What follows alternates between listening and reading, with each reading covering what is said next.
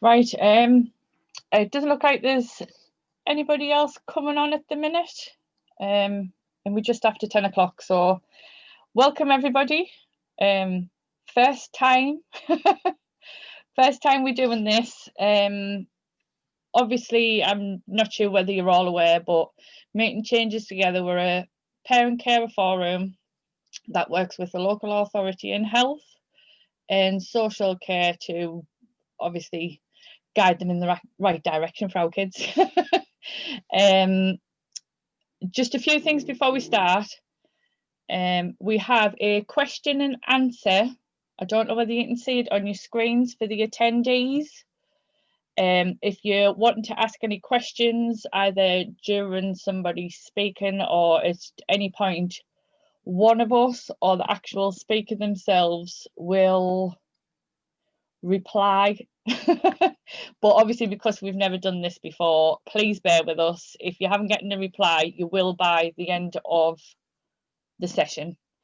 We've got a few people coming on at the moment, but we do have if you give me 1 second, we do have a bit of a break at 11:45.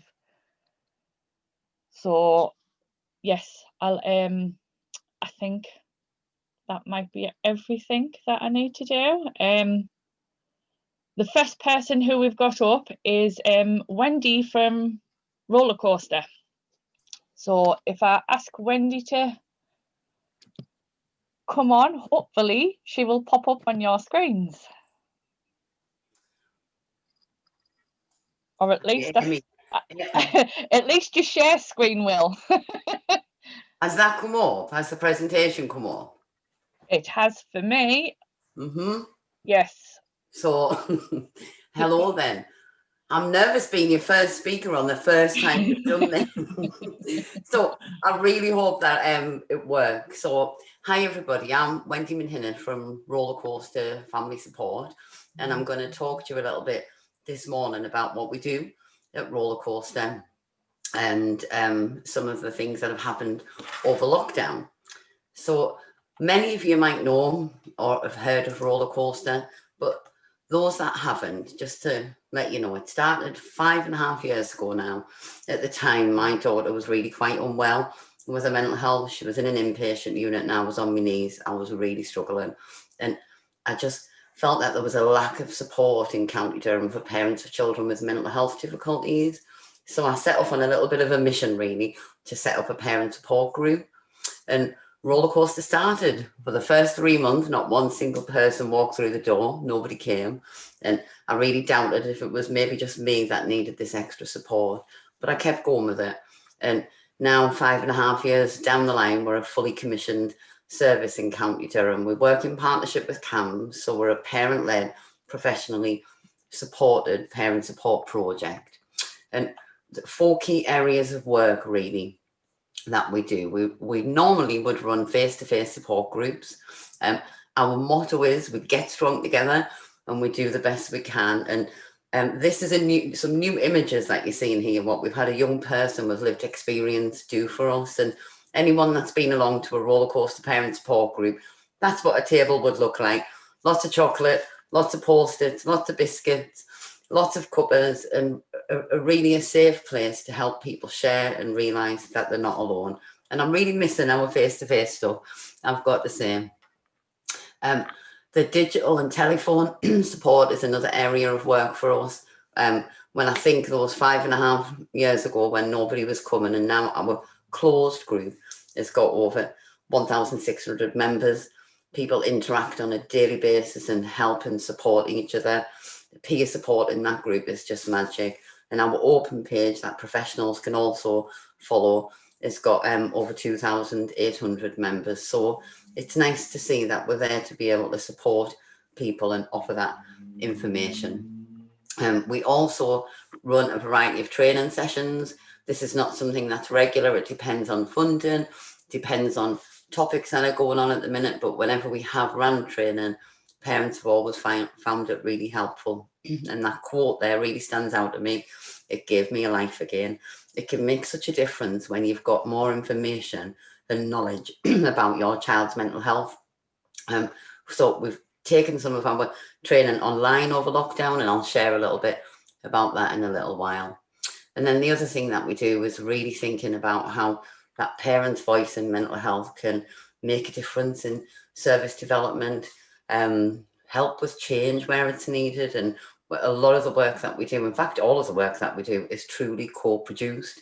That parent-led, professionally supported motto is at the heart, and you can't do it without working together with professionals, with young people, and with parents. We're a team. Our response for lockdown, having done regular face-to-face groups and lots of face-to-face work, we quickly knew that we had to do something new. Never, in a million years would I have thought 6 months ago I would be doing something like this. I would have shied away from it and said, no way, I didn't do it. But we wanted to be able to reach parents. So we did a few things. We set up Facebook Live support groups, Zoom support groups, and offered training and information. We changed from fortnightly to weekly sessions, just knowing that lots of people were having a tough time in lockdown. And we made sure that we kept some things the same as our face-to-face support groups. So that space to share feelings, CAMHS update and advice, get speakers, tips, quotes. On Zoom, we can have music and virtual cuppas and chocolate. It's not the same as being in a room, but it was the next best thing that we could offer. This you'll see is some of the engagement that we've had in our support groups. And I guess what's been a real kind of revelation for us is the amount of people that have gone on and watched the Facebook Lives afterwards. And we've got a lot of feedback from people to say how useful that is. That, if you're awake in the middle of the night, you can watch it. If you can't make the sessions, you can watch that in your own time. And that's been something that we will hold on to. Even when we come out of lockdown and we go back to face-to-face, we will continue running the Facebook Live sessions, because lots of people, face-to-face groups are just not for them, or they can't get there for caring responsibilities, a number of different things. So this has been something that we were pushed into, I guess, but that will take forward with Rollercoaster. In terms of Zoom, attendance has been a lot lower. I think Zoom requires people to have a little bit more digital confidence, and it's not as easy and familiar as being in a closed Facebook group that you're already in. So lower attendance, but we've had some really good feedback and good quality sessions on Zoom as well, where people have just, found it to be able to de-stress from home, that it's cheered them up. It's been uplifting on difficult days. So again, we will find a way to continue with some Zoom parent support sessions as well in the future. In terms of training, we've tried a few different things. We've had workshops on sleep, teen brain, self-harm, and I've kind of really hoped that moving forward, we're talking with CAMHS about this, how we can run regular training sessions that are maybe recorded, so that if people can't make the session, they're going to be able to watch it later at a time that's really that's a time that's right for them. So we're really hoping to continue with some of this virtual training as we go forward. This is just where in the group, some of the key issues that have come through, we've just recorded them.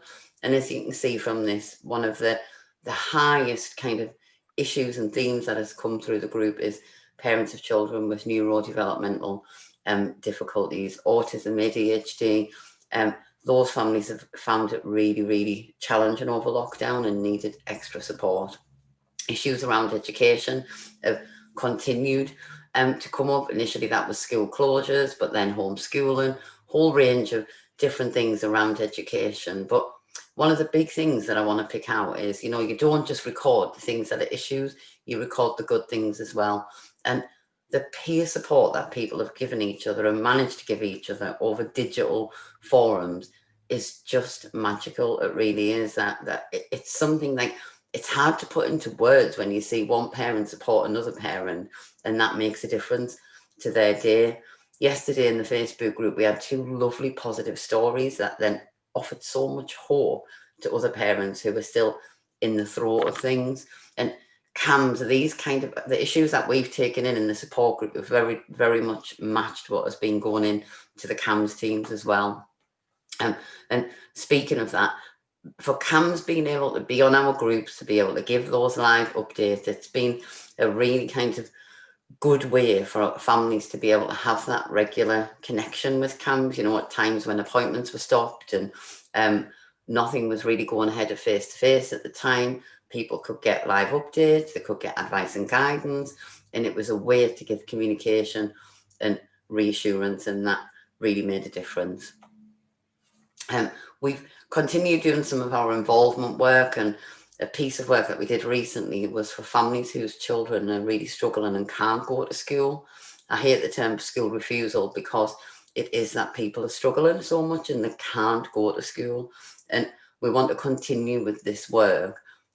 We brought together a group of parents who really appreciated coming together for just that topic, because they felt some of the regular parent support group meetings, it weren't for them, and they wanted something that was just around their particular needs. So this is something that we really want to take forward and see what we can do for this group of families. So if you're listening and you're interested, please get in touch with us. Another thing that we did on World Suicide Prevention Day, one of me highlights of lockdown, it was the time when we're allowed out again. We hired a beach hut at Seaton Carew for World Suicide Prevention Day. And some of you may have met our sheep. We've got these lovely sheep that we put out there to get people talking about mental health. And that day, the amount of conversations that happened just by being outside and putting something there that would promote a conversation really did make a difference. And we have to keep providing these opportunities to talk about mental health and get people to open up, to try and, you know, really continue to tackle the stigma, because there is so much stigma still around. One of the things that comes from great sadness, but is something I'm so proud of that happened over lockdown, was the Emily's Gifts project. Emily was a young person in County Durham who took her own life back in February, and her family raised funding for Rollercoaster at Emily's funeral rather than ask for flowers. And what we did with that is organise a project called Emily's Gifts. And some of you on here might have received one of these boxes where young people and families could come and choose some things to go in the box that would help them, some sensory things, some self-help things. And it's something that I'm so proud of what we did, and we're hoping to take that project forward into the future as well. The other thing that I wanted to update on, which is again something good that has happened over lockdown, like when I think back to 5.5 years ago when I was this lonely parent wanting to set up a parent support group, I didn't realise there would be other people like me around the country. And over the last few years, I've met a few of these people and connected with them. And that picture that you see there is some of the other parent group facilitators from around the country. Somebody in Devon, somebody in Kent, somebody in Suffolk, Liverpool. And we all were on the same journey, having a child with mental health difficulties, feeling like we wanted to reach out. And we set up parent support groups, almost created something that we wish had existed at the time. And it was always really hard to meet up geographically because of people living all over the country. And over lockdown, I also do some work with the Charlie Waller Memorial Trust, which is a national charity around mental health. We've set up the Place Network, and that stands for There's Always a Place for Parents and Carers in Children's Mental Health. You see Rollercoaster is on the map there. And these are all the parent-led parent support groups around the country that are coming together to share practice, and that means a lot of opportunities for families in County Durham as well. So some of the things that we've done, some families are involved in this development of it. It's an A to Z of parent support and children's mental health, and the Charlie Waller Trust are going to develop this into a national leaflet. So some of you on here may have been part of that work, but you're now going to be, you know, you're being part of the development of a resource that then will be used all over the country, and that's really exciting to be part of. This is a recent project. We're involved with NHS England to develop some videos for families called This May Help. They're going to be 3-minute videos that are read out by celebrities, but as all the voice of young people and parents. And we had parents and young people from County Durham recently involved in some ideas sessions. And I was so proud and amazed at the the voice from everybody in County Durham coming through. And again, you're going to be inputting into these national resources that will help many families in the future. Another exciting thing is we are part of developing some parent peer support training for lots of parents when their child has mental health difficulties. You go through that journey, and when you start coming out the other end, you naturally want to be able to help others. And as part of this work, there's going to be a training package available for parents who would like to maybe, want to take up parent peer support as a career in the future. So anyone interested in that, let me know. It's in the early stages, but training will be some point next year. And there's also a national group around rethinking education. So many families, children actually did better in lockdown when they didn't have to go to school, and the blended and flexible learning made a huge difference. So there's a big national group now looking at that rethinking education agenda to see what we might be able to do together. And again, County Durham Voice can feed into that. Another thing that we did was a virtual walk. So rollercoaster families connected with people from all over the country and had a virtual walk. We're involved in the Positive Practice and Mental Health Collaborative and the CAMHS network. So lockdown has provided some amazing opportunities through digital means for us in County Durham to be able to link with people all over the country and make a difference in children's mental health. And I just wanted to share that quote with you, because through these tough times, some magical moments can still happen in the absolute middle of chaos. And I'm really proud that we found some of those magical moments for families in County Durham. And I'm just going to finish, hopefully I'm on time, Amy, with some of our roller coaster little things. Now, you will notice some spelling mistakes on some of the chocolate, and that's just to get over copyright. So this is our roller coaster message to you. Sometimes you need a little bit of encouragement, and a virtual one coming your way. Sometimes you need a bit of chocolate. No ordinary chocolate. It might be Toblerone, you're not alone, because it's so important that people don't feel alone in their journey. It might be a wagon wheel to express how you feel, because parents, it's so important that you express how you feel. And it might be a Kit Kat to have a chat. And believe me, in our group, we have come up with so many sayings for biscuits. Custard cream, living the dream, whole range of different things. And sometimes those little things can just put a smile on your face. But at one point we were funded by Public Health, and we were kind of getting wrong for having too much chocolate. So we had to introduce fruit as well. No ordinary fruit. So the message to you guys is blueberry, share your worry. Really important to share what you've got going on. Our latest one, The Great Escape, is about planning a break. Sometimes you need to have a little break. Sometimes you need to take time out, and it feels like you want to run away from it all, but plan your great escape in a good way. Banana Let's Feel Calm, and not easy, but sometimes if you get some little strategies, and I know you've got Gillian Fortune later this afternoon, and hopefully some of her little strategies can help you feel calmer. And I think the big message that everyone always gives each other in Rollercoaster is orange zest, do your best, because that's all that we can do. And that's it from me. So thank you. Email address is there if anybody would like to get in touch and ask any questions.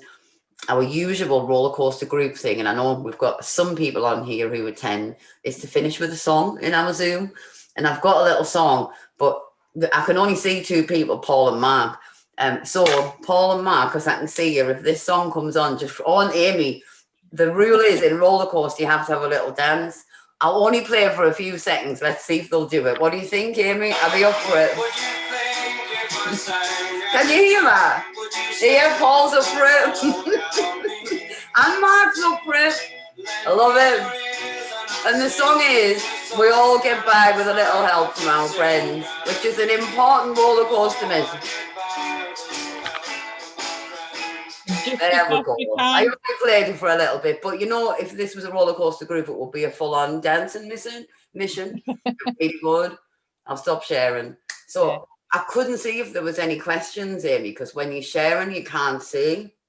Yeah, no, there wasn't. Just for those that started attending, like not at the beginning, We do have, I don't know whether you can see, there should be a little symbol somewhere on there that says Q&A. If you've got any questions, it doesn't matter who it's to, whether it's to any of the speakers, whether it's to ourselves. If you type them in there, and either one of us will reply, or we'll definitely get around to speaking to you before, like, at the end of the conference. But yeah, just thank you very much, Wendy. Thank you. Thanks for inviting us, and good luck. I hope your virtual conference goes well.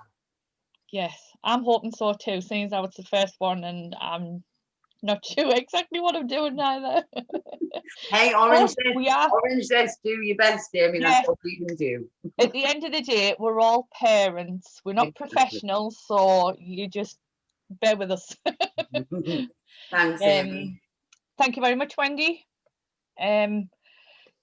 Just also for anybody else who joined a little bit later, we have a break at 11:45 just for you to, yeah, gather your thoughts and things.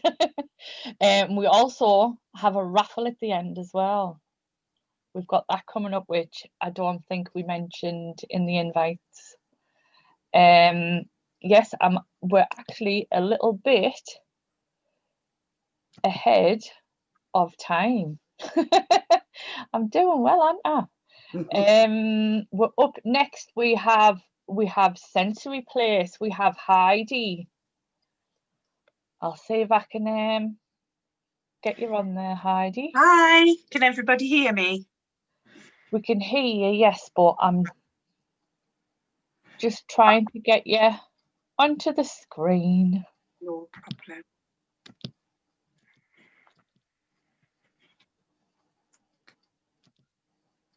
Give us a moment.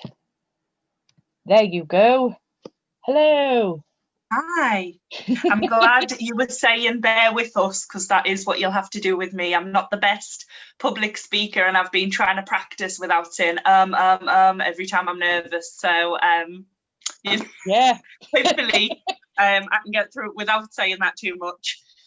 My name's Heidi. I am one of the trustees and one of the founders of the Sensory Place. We are a group of parents and carers in County Durham who offer support to families of children with all disabilities throughout County Durham and Sunderland, which kind of happened by accident, but we absolutely love our Sunderland families, so it's great.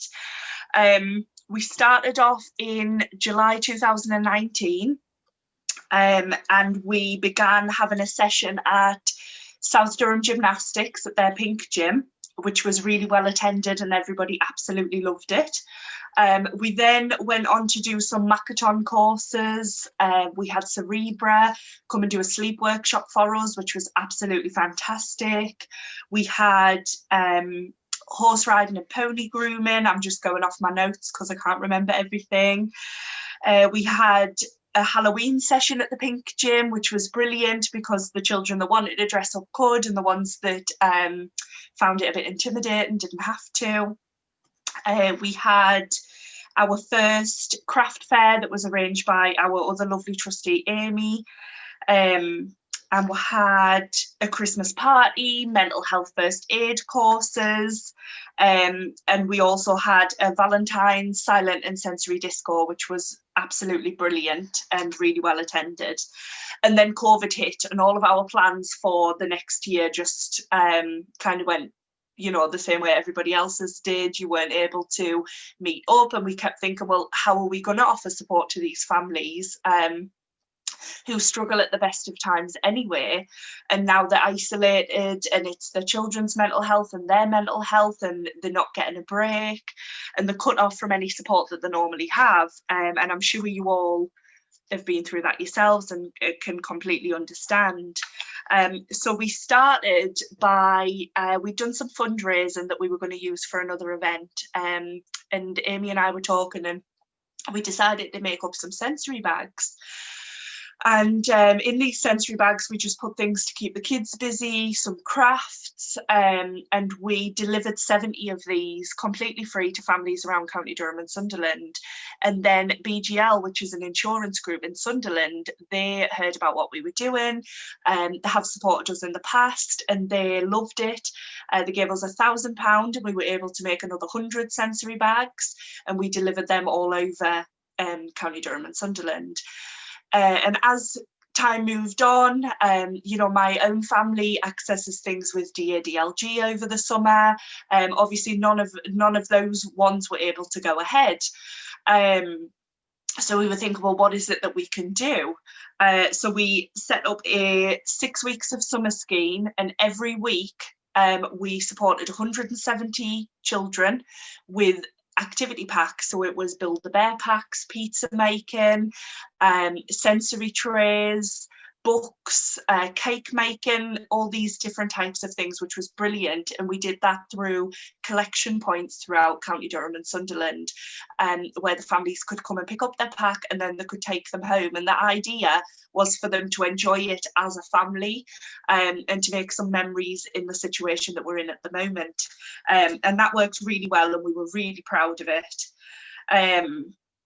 We also, as restrictions started to ease, we teamed up with Adventure Access in Seaham, who were absolutely fantastic, and we were able to offer some SEN exclusive rafted canoeing sessions, which was something I never would have thought my own son would try. But I took him to, because we started to do kayaking and paddleboarding as well. So I took him to a kayaking session, and I thought, you know, he really isn't going to enjoy this. So I just let Libby run the class like she always does. Absolutely fantastic. And Isaac, just, that's my little boy, he just went round to the beach, and I thought, he's not going to have a try. And when he saw that all the other kids were getting in kayaks, he was so overexcited, he started to scream at me because he wanted to go on as well. So he ran down to the water, he got his jacket on. I was in the kayak with him, so I was quite fearful that I was going to fall in because he kept rocking the boat, and he just absolutely loved it. The only thing he got frustrated with is that I wouldn't keep going and ride out to sea, because I kept trying to keep him safe and, you know, stay in the amount of water we were supposed to be in. But it was all really well thought out. We had social stories to let everybody know what was going to be happening. And it was just brilliant. We had 10 sessions overall between Sunderland and Seaham, and everybody just absolutely loved it. We also had our first forest schools with Wild Track Wilderness in Sunderland, and that was really brilliant because, again, it was getting the kids outdoors, something that families could do together, improving their mental health and their well-being. It was absolutely brilliant. You know, the kids toasted marshmallows, they did archery in one session. They learned about the different types of trees and how to look for certain wildlife and things like that. And it was just absolutely brilliant. So we've done quite a few of those, and we will have some more coming up over Christmas. And Libby from Adventure Access is also going to be running us a few forest school sessions, and that's going to be a decoration workshop, a snowflake workshop, which from what I understand is going to be snowflake themed crafts and a snowman hunt. And we're also going to have Christmas cooking, and I think the plan is to get orange peel and pour cake batter in it and cook it over an open fire. So that'll be absolutely brilliant for a lot of our kids. And we still have places on that, so please feel free to book on. What I have also had sessions with Big Science, which were excellent. The kids got to explore different science experiments. They were all kind of very sensory based, and obviously we had to be very socially distanced, but everybody really enjoyed it, and it was a fantastic session. And we do, once this lockdown is over, have some messy sessions planned, which should be absolutely brilliant. We've also, sorry, I just keep referring to my notes. We have also had sessions at Willoughby Rocks, which is a nature enclosure that somebody's made, and they've made their own mud kitchens, and you know, they do their own art with leaves and conkers and absolutely everything. They've got water, they've got plenty of mud, they've got plenty of places for the kids to hide and play, and those really are always brilliant sessions that we're really grateful to be able to attend. We were successful in gaining some funding from the National Lottery, and we put together some parent carer packs. We managed to distribute 120 altogether, and that was just to give parent carers a little bit of a break. They included colouring books that the parents could do and relax a little bit. They had notebooks in, a Wellbeing journal, a chocolate lolly, some pillow spray, a bath bomb, and a few other little bits and pieces, but they were really well received, and we were really grateful to be able to do that. And just to let parents know that we're thinking of them, because it's a really hard time for most of our parents ordinarily, and I think during COVID people forget the extra stress that's put on parents.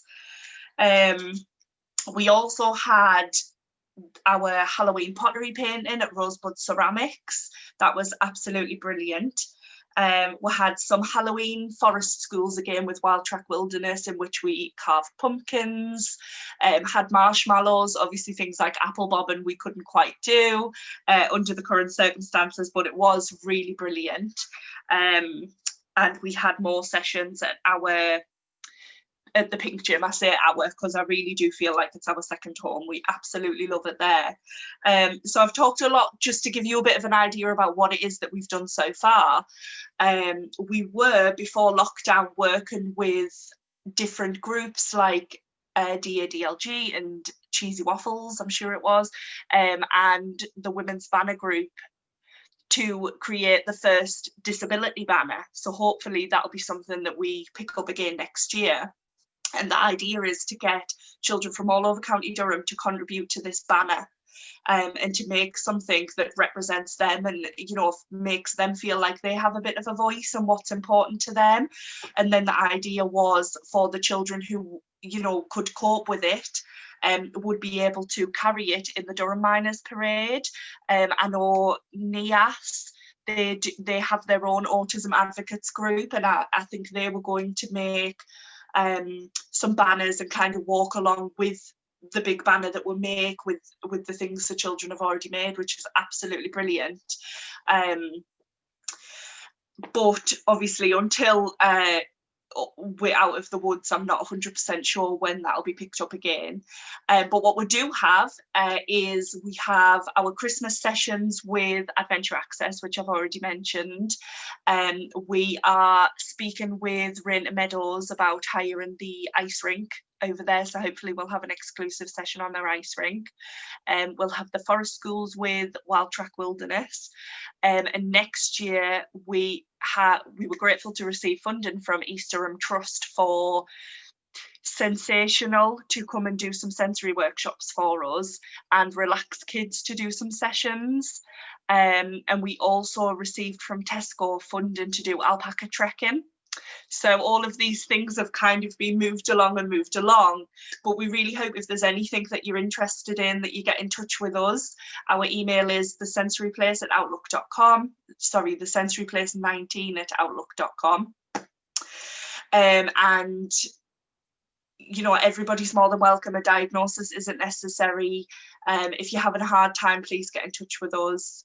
You know, we'll help any way that we can. We are just parents, unfortunately, we're not professionals, so we would refer you to a professional service if it was something you know, specific that you were looking for. But thank you very much for having me. I'm sorry for rambling, I'm not the best public speaker, but yes, if we can help at all, please just drop us an email.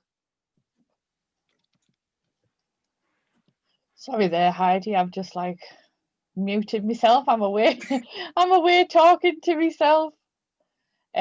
Yes, thank you very much. And obviously everybody who we've got speaking today, we will collect all of the information for you, and then we can yeah, we can share all the details of everybody. I'm just actually trying to turn you off, Heidi, and I don't. I can do it. It's okay. You're on Spotlight. No, I've got you pinned on Spotlight. Sorry. Right. Hey, what am I like? Voila. I think I'm back on. Right. Yes. Thank you very much, Heidi. Yeah, just for, again, I'll just repeat, if anybody's got any questions or anything at all, yeah, if you just pop them in the questions and answer, and we'll get to you as soon as we can. Next up, a little bit earlier than planned, we have the short breaks. We have Mark Smith. I'm just going to try and see if I can put you on the screen, Mark. Bear with me.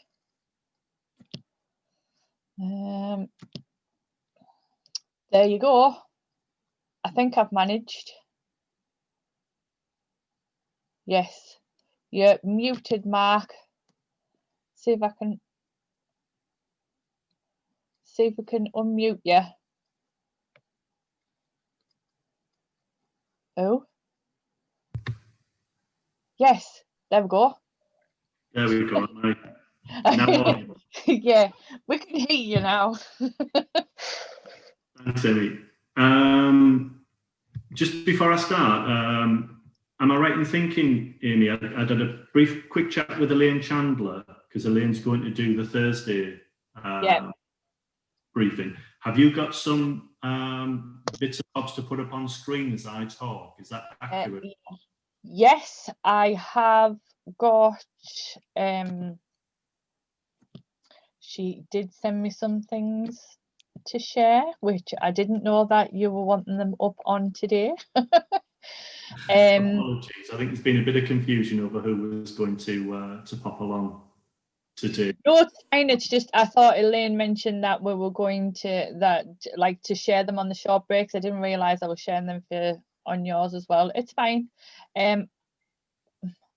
Is it the flyers? The short breaks. Yeah, the short break flyers. And the key thing is the telephone number and the inbox as well, which should be on the flyers. Yeah, if you just bear me with 1 second, I'll just get them all open and then they're ready to, because I'm not sure what order you want them in. So I'll. It's okay. Just take your cues from me. Just pop them up as and when I'm talking. It just saves people looking at my face for the next 15 minutes. Right. Okay. So I think. Oh no. No.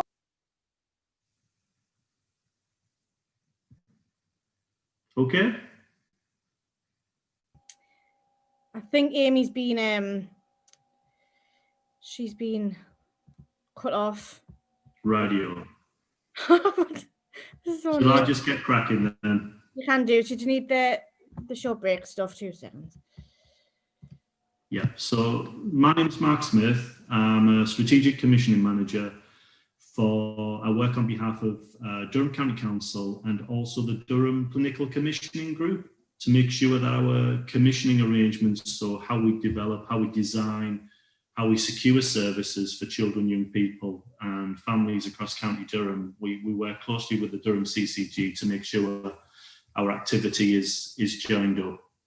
So I'm here today to talk about the local short break offer for families who have children with special educational needs and or disabilities. I think Lindsay Dunn, who some of you may know, was scheduled to come and talk this morning about the short break offer. Lindsay, I hope people who know her will confirm, lives and breathes the short break offer in County Durham and has done for a number of years. Sadly, Lindsay has tested positive for COVID-19 and is symptomatic as well. So she's a little bit poorly at the moment and just wasn't able to pop along and do the talk today. So I'm going to do it on Lindsay's behalf. Okay, so just in terms of short breaks, just for anybody who isn't aware, we look to provide a local short break offer across County Durham for families who have a child with special educational needs or disabilities. And that really recognises that sometimes caring for a child with special educational needs or disabilities can be exhausting at times for some families, and also can sometimes prevent parents and carers from doing other things, such as spending time with other members of the family, or simply having time for themselves. So for some time now, we've always looked to ensure that there is a wide range of options for children to participate in positive activities, whilst parents, carers can then get a break from their day-to-day caring responsibilities. Ordinarily, short breaks are offered in generally community settings such as leisure centres or community halls, often in the heart of the community, and often we look to bring together children in a kind of group-based setting to participate in their positive activity whilst the families get a break. However, this obviously presented us with some significant challenges when the national lockdown measures were introduced back in March of 2020 in response to the COVID-19 outbreak.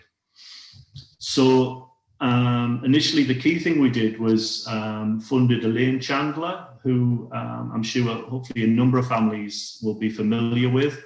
And we work closely with Elaine and our reference group of parents, carers that we work with in relation to short break offer to try and develop as best we possibly could a short break solution or a range of short break solutions for families to access during lockdown. We recognise that, ordinarily families will get a break at times during the week whilst their child maybe is at school. But obviously it was going to be increasingly difficult for families who were having to care for a child with special educational needs 24/7. So we very much wanted to try and still deliver some type of a short break offer to families across the county. So what we did is we commissioned 4 providers alongside Durham County carers to deliver what we described as a largely virtual offer. And the virtual offer had 4 strands. So that was establishing virtual communities.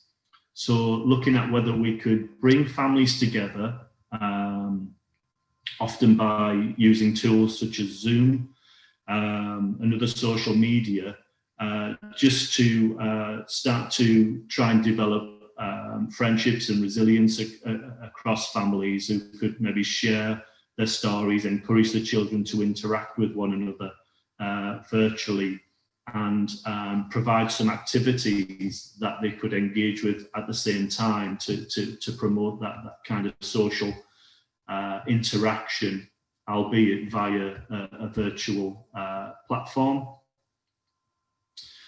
The other thing we were able to secure were what we described as community enablers. So these were providers who would take children on a one-to-one basis out into the community.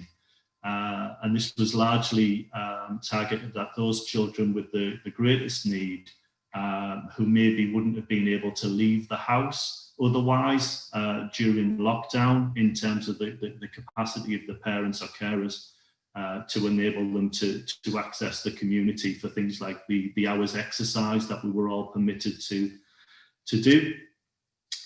The other thing we set up as well was physical activity groups, where again we were able to deliver online physical activity sessions, or where appropriate, visit households to deliver a one-to-one sports activity in the garden or in a room in the household, which again enabled the family to either join in or receive a break during that time.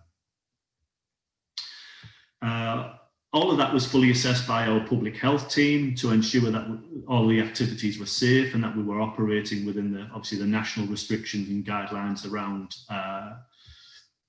contact with other families. What we found out during the summer is that 10% of families felt that they were looking for something different in terms of what the offer could provide. So extra funding was made available via Durham County carers, enabled some families to secure their own short break solutions, or where families highlighted that they required more intensive support and were particularly struggling during the whole lockdown period. We introduced those families to our Durham County Council early help team to ensure that those families received additional support. So when the national lockdown restrictions were relaxed in September and children began to go back to school and leisure centres and community facilities reopened, we found ourselves in a position where we could start to get back to delivering something akin to our historical short break offer. So we put the wheels in motion to start to pull that together again, and then I think, like everybody else, felt like we've kind of had the rug pulled out from under our feet again, because we are obviously now back into further restrictions and another lockdown period. So what we've done is we've revitalised the virtual short break offer, and again all of that's set out within the short break local offer website, and we've also tried again to circulate a newsletter across families as well to highlight how they can access something akin to a short break during this further lockdown. So again, we're looking to promote virtual communities and provide activity packs for children to do together online via virtual communities, and looking to keep families connected where possible. We're also still providing the community enabler service to enable families to access individual children to access the community where their families might struggle to support them, and then also providing the physical activity groups as well, but that will only be on a one-to-one basis due to the restrictions around interaction across different families. So we're just delivering the physical activity sessions either virtually or on a one-to-one basis within the family's property, such as the back garden or a room. So if you want to find out more about the current short break solutions, I would recommend you visit the local offer website and the short break section on the local offer website. Cheryl will also be recirculating the newsletter, and we've set up an inbox for families to contact us should they wish to discuss in more detail about their individual families' requirements. You can email us at the shortbreaksolutions@durham.gov.uk, and again we'll circulate that email address, or telephone on 03000 260 270, and we will look to respond to your individual short break preferences or provide you with additional information should you require that. That's about as much as I was going to say today, and I don't know if there's any queries or comments in in the So, chat. Just sorry to interrupt you there, Mark. I tried to share my screen and for some reason my laptop just totally shut off. So somebody else ended up being the host, but Sarah's been sharing. I don't know whether you can see them on your screen. Sarah's been sharing. Now, yes, yeah. Yeah, she's been sharing things on the screen, but like you said, and I said earlier on, all the details from speakers will be shared, and obviously I'm missed off at the beginning as well. This is actually getting recorded, so all the speakers that have been speaking today, it will be uploaded onto our Facebook page and our YouTube channel, so people can watch it back later and go through and collect details if we've missed anything off. Oh, I missed that. I'd put a smart shirt and tie on if I'd have known. Did you miss that part of the email, did you? I did. I must have done. Sorry. But yes, thank you very much. I'm not sure whether there's any questions or anything. If you want to just have a pop onto the questions and answers, Mark, just to have a quick look, just to see if there is any, but I'm sure if there is, we'll forward them to you. Radio. Yeah. No questions at the moment. There isn't, right? Cheers, Sarah. Right, I need to try and start my laptop and things back up again. Right, next up we have Durham Works. We have the lovely Cheryl. If you give us a minute, Cheryl, I will try and pop you onto screen because we're still looking at Mark at the moment. Okay. Oh.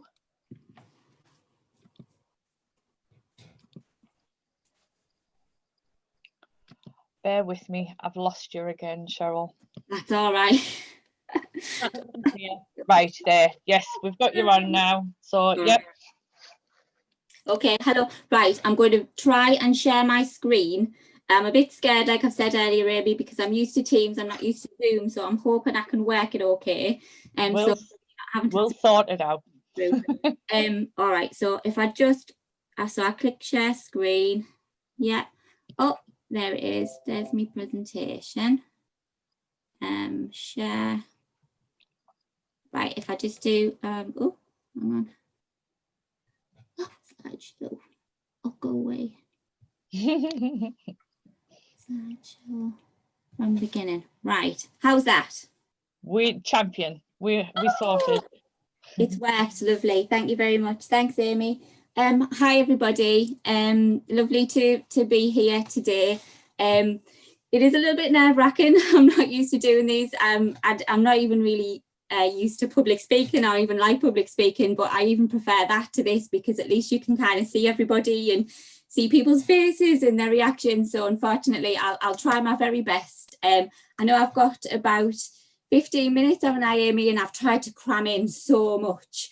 So I do apologise if I'm the one that runs over, but I'll try my very, very best. And like I say, if anybody's got any questions or anything, please feel free to ask, or I can share this later because there is an awful lot of information I've tried to put in here because there's kind of so much going on, particularly for us at this moment in time. So like I said, my name's Cheryl. Nice to see everybody I know. If you're here, if I don't know yet, Cheryl Temple, I'm a progression manager. I work within the progression learning team really closely with Linda Bailey. If anybody knows Linda, I think Linda normally comes and does a little bit of an update for you. So I'm here to just tell you a little bit about Durham Works, where we are, what we've been doing during COVID, a little bit like everybody else this morning, and also some new updates. We have got some really quite new developments I'm quite excited about sharing with you this morning. So I'll just make a start on kind of Durham Works in general and where we are. We're still working, we're still here, albeit all in our bedrooms or in our homes, unfortunately, at this moment in time, due to this pandemic that's going on for us all. So we're still working with young people across County Durham, aged 16 to 24, who are unemployed and need help and support to get into some form of education, employment or training. Our advisors are working hard right across the county. This also includes our specialist advisors that we still have with us that work specifically with our young people who have special educational needs or a disability. And that includes those young people with an EHCP and those young people with SEND support plans, and anybody else really that feels that they have something that's a barrier to getting into employment or training. So like I said, very much a virtual offer for us at this moment in time. Our advisors are not necessarily happy about that. They want to be out there, like a few of you have said, working with young people and being in the community and being in people's homes. Unfortunately, that's not possible for us at this moment in time, but we're trying our very best to adapt. So we're doing things like Teams, we're interviewing over Teams with young people, giving them IAG, which is information, advice and guidance, careers advice. We're on the telephones, we're texting, we're emailing. We have got a very, very small amount of face-to-face activity ongoing, which has to be, like everyone has said, really risk assessed, social distanced. And it really only includes very small things like we can do doorstep visits, but as long as the family have agreed for us to do that, where we can actually go out and engage with a young person, if that young person finds it really particularly difficult to talk over a telephone. So we have got permission to do that on, you know, it has to be really kind of pre-approved, but we can do that, which is fantastic. I'll throw some numbers at you, just because I think it's important, because Durham Works has been around for quite a few years now, and we are at ESF, so it's a European funded programme, which does involve, obviously we've got to make sure that we are spending the money properly and we're spending the money wisely for you in County Durham. So we have been in touch with over 8,000 young people so far across County Durham, aged 16 to 24, which we're so incredibly proud of. And out of those, we have had over 4,500 have completed their journey with us. And out of those that have finished working with us, 86% of those have gone into something really positive and it can either be education, so it could be college, it could be training, apprenticeship, it could be employment. So, you know, we're really, really pleased about how that's kind of looking at this moment in time. We are working with young people with special educational needs and disability, as I said, over 2,000 we've worked with so far. Out of those 2,000, over 1,000 have completed their journey, and we're sitting at about 79% of those that have worked with us have gone into something really positive. Now, obviously, I'd love that to be 100%, but I know that, you know, a lot of you will have experienced the difficulties that we can have sometimes in you know, finding placements, finding opportunities, and we're forever trying to do that. So we're striving all the time. Something I want to tell you about, which is again really quite excited about, is we're moving to work more in schools. So it's going to be something called Durham Works Programme for Schools. We wanted to keep the Durham Works title so that you all kind of young people would be able to recognise it and know it, particularly through them moving up into their, you know, their needers again when they're older. So we wanted to try and keep that title. So we are moving to work with young people in schools aged 15 to 16. So majority will be in year 11. We have got a team in place now, which is fantastic. So we have got a team dedicated to going into schools from September. So we're very, very busy working with schools at this moment in time. Now, it's not every single school. So there's about 16 secondary schools across County Durham who we've targeted, particularly because of the high unemployment rate in that particular area, and also because of the needs of the young people, so that there's maybe more young people that would find it difficult to transition into education when they leave year 11. So that's how we've identified which schools we're particularly working with. And if you want that information about which schools, I can certainly share that later with Amy, and we can circulate that. It does include all special schools, and it does include all the alternative provision as well, such as the Woodlands and Endeavour, that's based at East Durham College.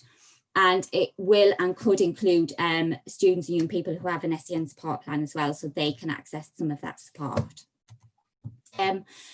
So young people will be identified for support with schools and with professionals, and it will include those young people that have an education, health and care plan, and like I said, potentially with a SEND support plan too. It'll make up approximately 25% of young people in year 11, so in those particular 16 schools, which works out about 40 or 50 young people in that school will be able to get some support from us. It'll be things like group work, motivational activities, getting them linking with employers, vocational careers, all sorts of stuff that we're working with schools to offer at this moment in time. Young people with an EHCP, is really important to mention for yourselves as parents that any young person that has an EHCP will automatically access support from Durham Works through one-to-one guidance interview, hopefully attendance at their EHCP review, but also support over the summer. That goes without saying, so it doesn't matter if they're in a school that's not one of the 16 secondary schools, they will access that support. So I just wanted to kind of make that clear for you.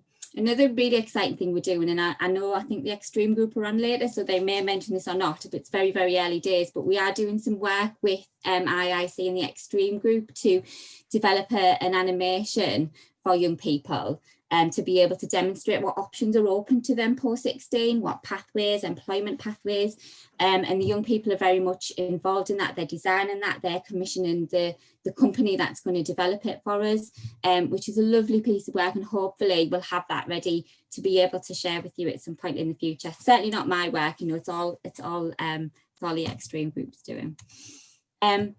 I just thought this might help and show you a little bit about the Durham Works programme for schools, just to kind of demonstrate if you're a young person and you're in year 11 at this moment in time and you are looking to leave and go through into post-16, this is kind of the support and what it looks like. So at the bottom, you've got universal. So there are those young people who have got an awful lot of support at home. They might just need to access a little bit of college, open evenings, and the school will organise all of that. So that's very much delivered by the school in-house by what they do. Then the next kind of level up is some schools buy in additional services for careers and guidance and that kind of thing. And people like Career Wave, you might have heard of, where they come in and deliver careers interviews for their young people. So that's kind of the next level up. And then there's us, which is our programme for schools in terms of the pathway that we offer in terms of that level of support. So number one is some young people might just access group work activities, which is enough for them. Some young people may access group activities, but also some one-to-one guidance and support as well. And then at the very top, we will have those young people that really, really need extra support. So they would be offered the mentoring option, which would be working with one of our fabulous progression workers who, a lot of them are ex kind of youth work backgrounds and things, who build relationships up with young people, and they'll be doing assessments and making sure they're linking in with the colleges wherever that it be they might go, and offering activities and all sorts throughout the summer. So that's the plan for those young people that really, really need that help and support. And hopefully we get that right, and the right young people will access that. So we'll kind of watch this space as it goes forward. So that's happening now in schools. I'll just say that, as you know, it's very, very difficult. We are still all working virtually, and what we're having to do with schools at this moment in time is adapt, as everybody is at this minute. So we're offering a lot of virtual stuff. So we're doing a lot of virtual interviews. So schools have been fabulous and are setting up laptops with us so we can actually interview young people over Teams and Zoom and things like that. So that's going brilliant. We're attending a lot of reviews virtually, like I probably presume a lot of yourselves are, working really closely with the SEND casework team, to make sure that we are coordinating our support and what's going to be happening for young people as they kind of move through, very much kind of contributing to those EHCP plans and everything else that's going on in a partnership way. So we're doing as much as we can where we are allowed, or where schools are allowing us to go in. We are going in to do face-to-face, but obviously incredibly risk assessed and social distanced, and obviously it's very much dependent upon that particular school. So just to kind of let you know where we were with that. Another great programme that we've got coming up, which we'll hope, and fingers crossed, we'll be able to start in the new year, is our supported employment programme, which is we are naming Durham Enable, which is around support for adults aged 18 plus to gain paid work. So the outcome is that we are supporting anybody aged 18 plus who has identified special educational needs and or a disability. It also can include some mental health issues and difficulties, and they need that quite intensive hand-holding support to get into paid work. So we're working really, really closely. It's a multi-agency offer. So we've worked really closely, our department, education, health, adult social care, transitions team, SEND casework team, everybody's been really, really fantastic and involved in this, and have put some small amounts of money together to be able to start off with a small team from next year to create the supported employment service. We've also got a bid in at this moment in time, another European bid, but you've got to kind of try and get the money into Durham as much as we can, in terms of being able to make that service bigger so we can reach as many adults and people and families and as much as we possibly can. So we don't know the outcome of that bid as yet. We're hoping to find out sometime early next year, but fingers crossed we're successful. If we are successful, it'll be a much bigger service. If we're not, it'll be much smaller, but we'll still be able to run something, and something will be available.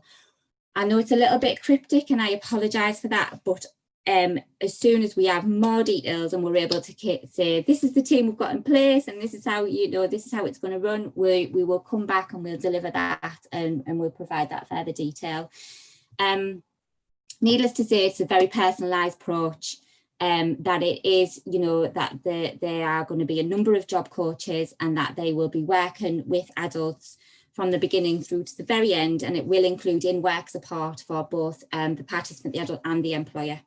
So it's different to anything that Durham Works does. It's different to what we've got now, and we're really excited about it. So as soon as I have anything further, I will let you know and keep you all posted. Sorry, I'm kind of running through because I really don't want to make you all late for things. Again, any questions, just ask and I will try and answer. I think just a few other things that we've been doing, I suppose, during COVID to try and respond to the situation at this moment in time, from a kind of Durham Works point of view. Obviously, you'll hear in the news and you'll see everywhere that the pandemic is affecting young people and young people's employment prospects. And there is a growing number of young people that are becoming unemployed, that are claiming universal credit, and that's happening across County Durham. So we're trying to come up with some responses and some things, and working in collaboration and in partnership with other agencies to try and support that as best we can. One of the things we've done, and that we are still doing at this moment in time, is we're working really closely with the Woodlands. I mentioned the Woodlands earlier. So for those of you who don't know what the Woodlands is, it's an alternative education provision.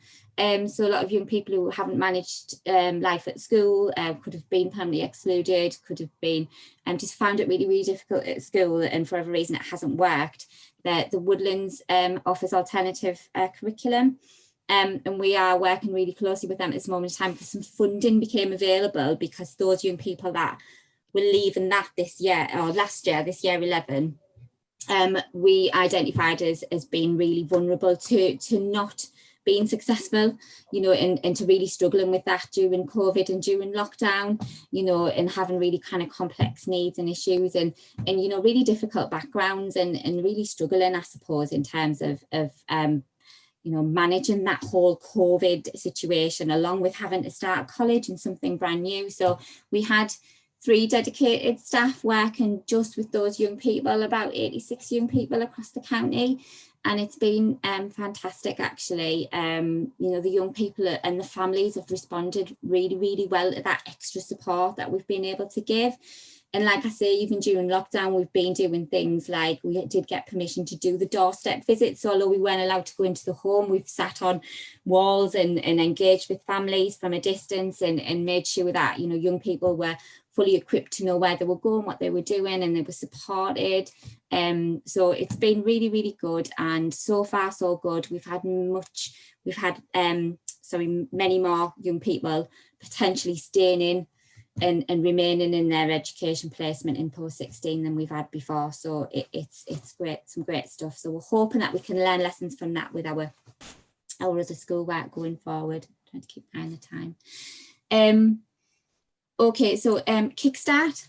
I'm hoping you all have heard of Kickstart. You might have even heard Boris Johnson talking about Kickstart on his daily briefings a long time ago, when we're talking about unemployment and the issues that we're all experiencing during COVID. Well, obviously with us in Durham Works being really keen to support young people, we are very much a part of that Kickstart offer, or we are trying to be, should I say. We've currently got a bid in with sitting with DWP at this moment in time to make sure that ourselves as Durham Works can collaborate with employers. You'll see here I've put on the presentation that we have got over 50 employers really keen and ready to go to offer over 100 placements for young people, paid work, 6-month placements for young people aged 18 to 24. Good to go. We're hoping early next year that we're going to be offering these placements. That'll include some in-work support from us as Durham Works as well, which is a great partnership. So hopefully that will, like I say, start next year. We're just waiting to hear back from DWP about that. You've got to be 18 to 24 to access the Kickstart opportunities, just to be clear. And also it's got to come through the job centre. So referral routes can't come via us. If you do have a young person at home that's really, really keen and interested, regardless of if they have a disability, they should go and speak to their work coach or the job centre if they're claiming universal credit of any type, that they can access these Kickstart opportunities. Again, I'm happy to chat through with anybody about the opportunities after, if you want to.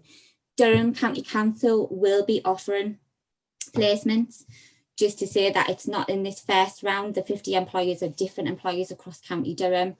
Durham County Council, we're looking to go in the next round, so they'll be offering some placements hopefully within all of our different departments across Durham County Council. Youth hubs, we are looking to create something called a youth hub, and it's again an initiative with JCP, so with Job Centre Plus. So if you are a family that live in Stanley, in Peterlee or in Bishop Auckland, please watch out, because we are hoping to develop some new shopfront locations, so easily accessible.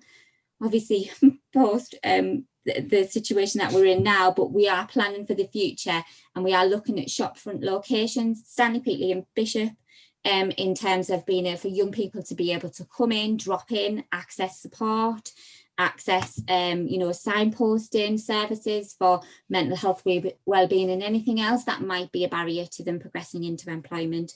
But it'll be a multi agency, so many different partners, including us and including the job centre, working in these shopfront locations, hopefully coming in 2021 for us. They're just the 3 areas that we're starting with, so we will trial those areas because they're the areas with the highest unemployment rate, and we will see how we're going. We're actually we're doing a little survey at this moment in time with young people across the south about what that hub might look like, what they'd want to access and all the rest of it. So we are involving young people in that initiative.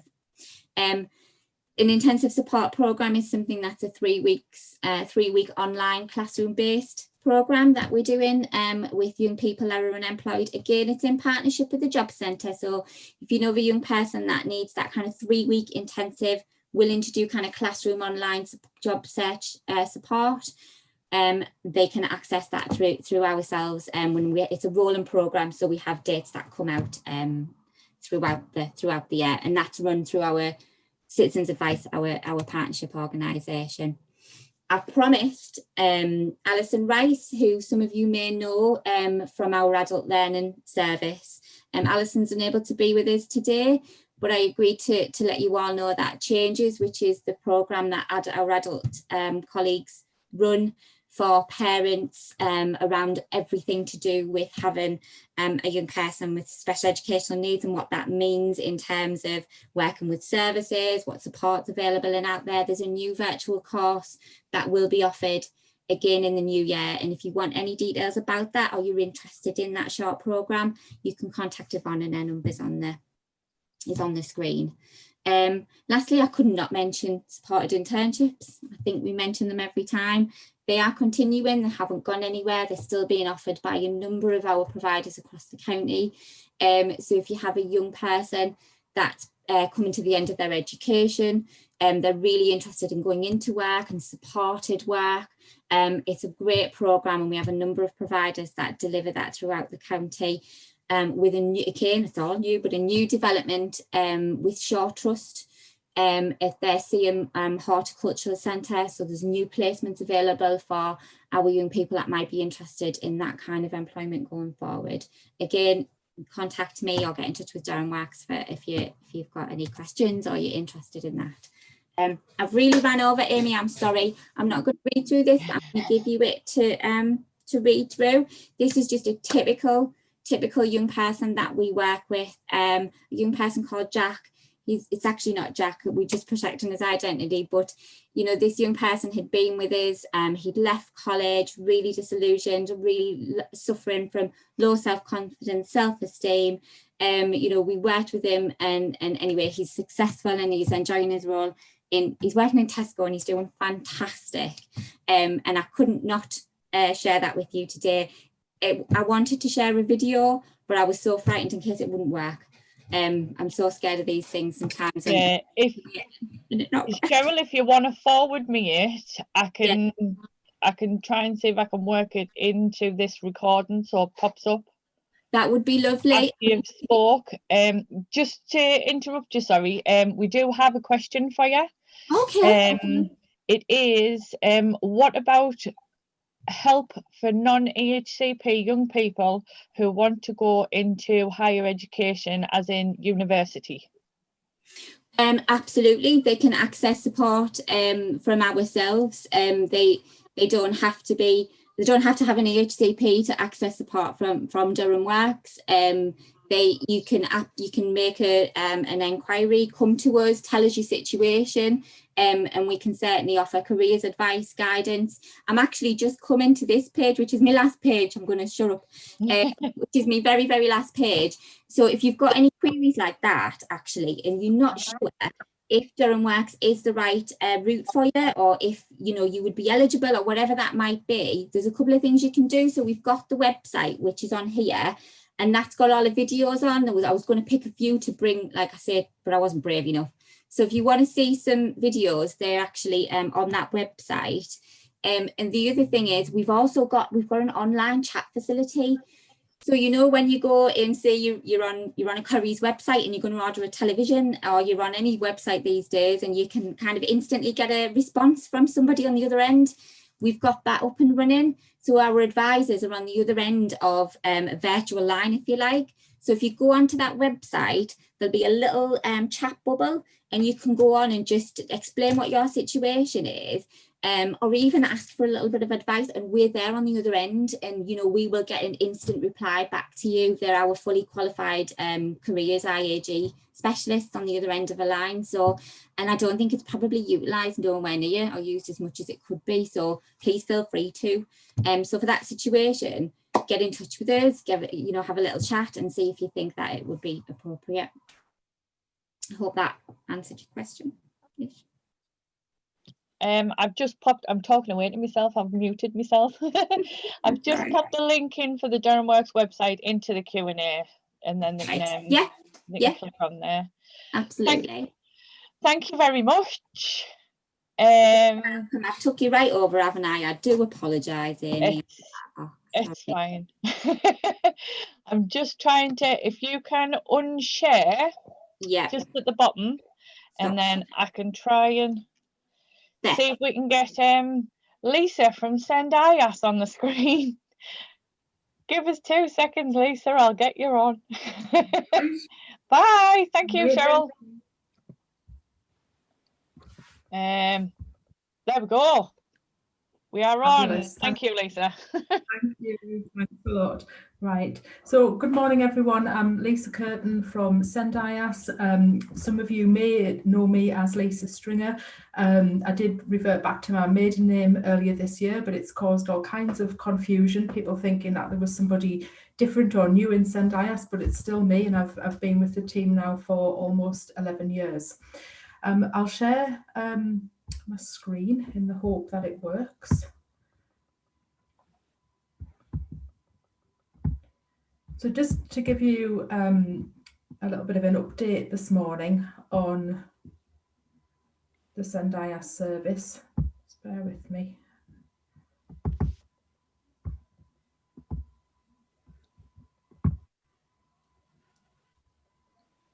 Is that okay? Yes. Yeah, I think that's okay.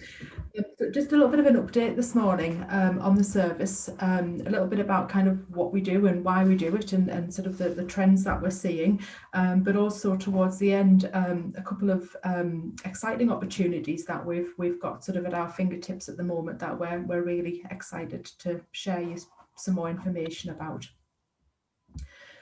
So Durham is a local authority, like all local authorities up and down the country, have a statutory duty to provide access to an information, advice and support service, and that is available for parents, carers and young people. So young people aged 14 to 25 also have access to SENDIASS.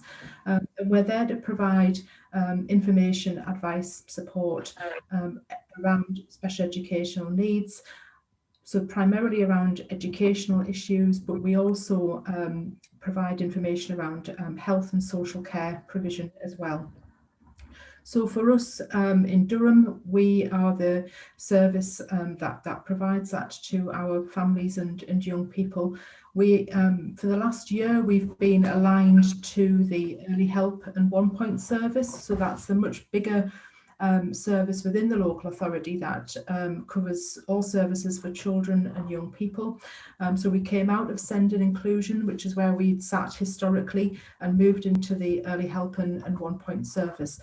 And I think we've really kind of moved into that sort of alignment and to sit with Early Help and 1 Point, primarily because as a service we're there as that sort of point of contact for families. Certainly we hope at the earliest opportunity. Given us a much broader picture of the services that families can after this well.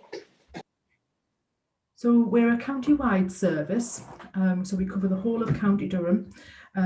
Durham's quite a geographically big area, but ordinarily we would have been travelling right across County Durham to meetings and school appointments. Our role is to provide an impartial and confidential information, advice and support, as I've said, to parents who have children and young people with SEND, and then to young people themselves. So we could have a situation where one of us is supporting a parent and another member of the team is directly supporting the young person around their SEND provision. We're there as a service that is free of charge. I couldn't imagine us charging anything for our service, but we always have to say it's a service that doesn't cost anything to those that are using us. We're a confidential service. That's mainly because parents will often come to us with some element of contention in their inquiry, and it's really important that families can share with us whatever it is that they're asking or they're querying or they're worried about.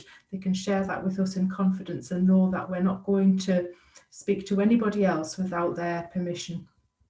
We're impartial and we have to work at arm's length from the local authority. So although we are a service that is provided by Durham County Council, we're there to work for parents, carers and young people.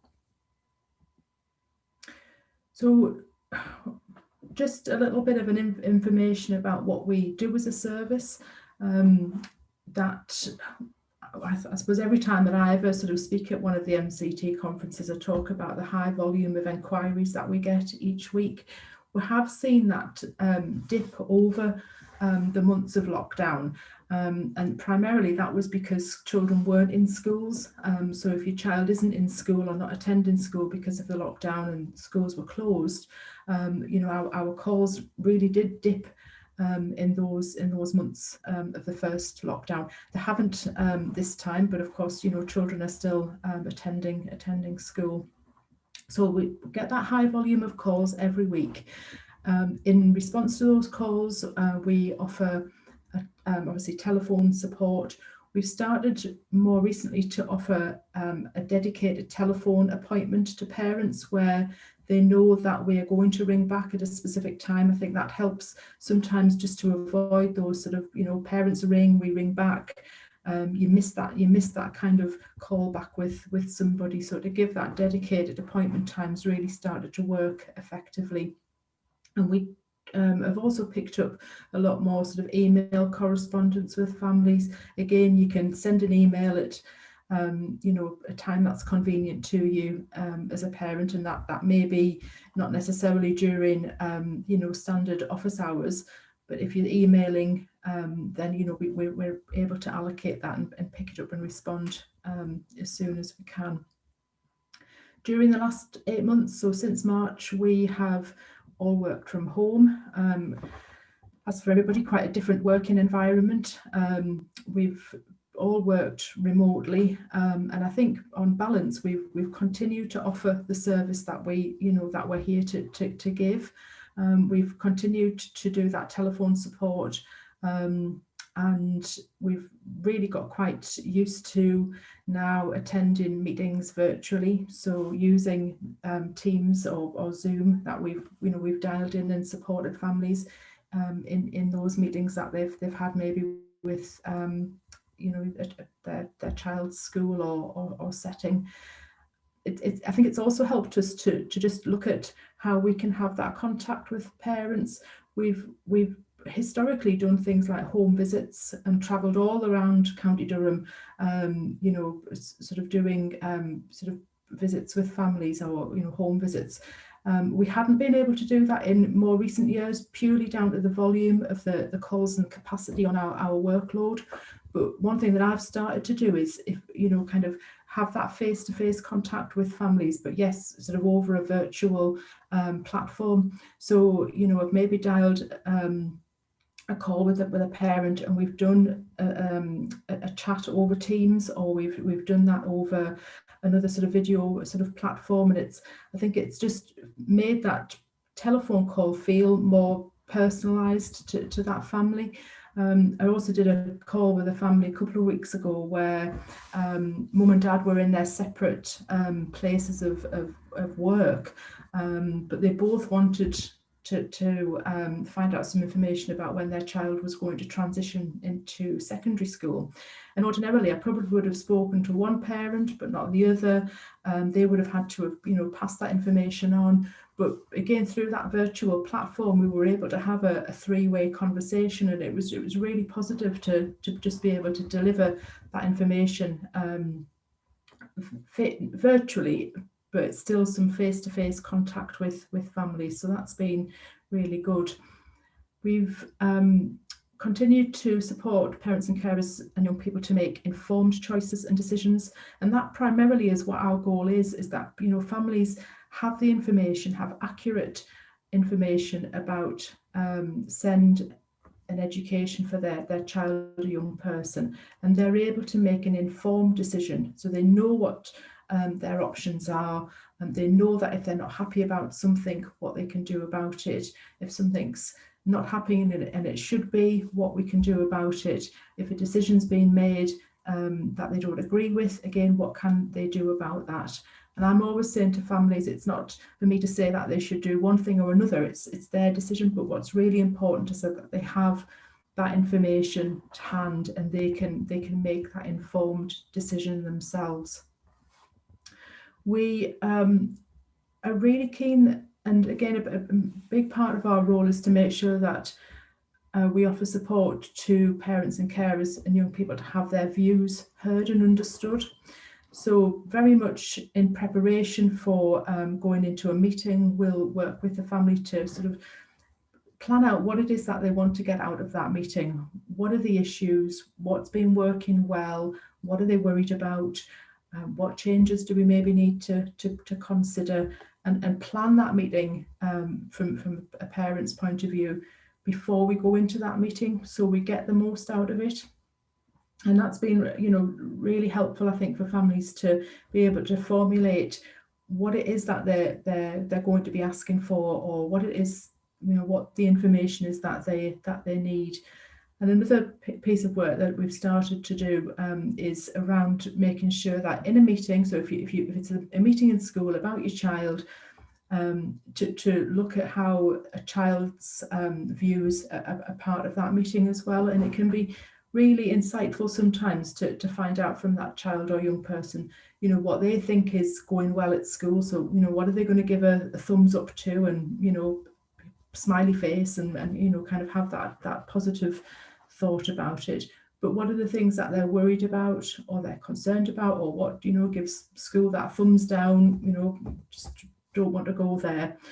And then getting that family to think about what would make things better, or how could we make school better, or you know, make their day sort of go better at school, and beginning to sort of tease out some of the things that children might talk about, and take that into the meeting, because, you know, I always say to families, we can sit and have a discussion, but, you know, if your child isn't sort of part of that discussion in an appropriate way, to make sure that their sort of thoughts are heard as well. So that's, you know, it's a big part of the work to get those views, you know, views across. We'd also, again, sort of have methods to gather up that feedback from families, those experiences that families are having in Durham around their child's SEND and provision, and take that back appropriately to the local authority, back to strategic managers. So we have a report that goes back to the strategic partnership in Durham, so that all of the things that we as a service are hearing and listening and experiencing from families, that information is collated quarterly and taken back to the local authority. And I think there's some real sort of developments in terms of how that information is received to inform future policy and practice. So that's been a really you know, positive experience for having that information fed back. So we over sort of the last year, we've sort of started to sort of tally up really the things that parents come to us, and the different sort of reasons that families contact SENDIASS. So just the next couple of slides, they're just a list really of all of the different reasons that families will come into contact, come into contact with us about. So we tallied up, and there's well over 50 different reasons, and it's, you know, I just wanted to sort of just give you a little bit of a flavour of what those reasons are, because, you know, sometimes parents might think, you know, should I ring SENDIASS? What, you know, what kind of things would they be able to sort of help me with? So primarily that confidence and understanding of what support your child is receiving in school or at college, concerns if families feel that support isn't working, or that school placement is breaking down. I spend a lot of time talking to families about what in Durham is called the graduated approach to SEND.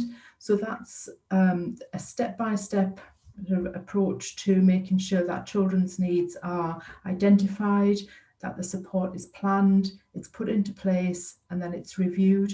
So that process, you know, is what happens for children who have identified needs and are on what we call a SEND support plan. So we spend a lot of time talking to parents, because really, if that first reason for parents getting in touch with us, that they're not confident or they don't understand what support's in place, then that step-by-step approach is what we're talking to parents about, and hopefully building their confidence in terms of what their child is receiving. we talk about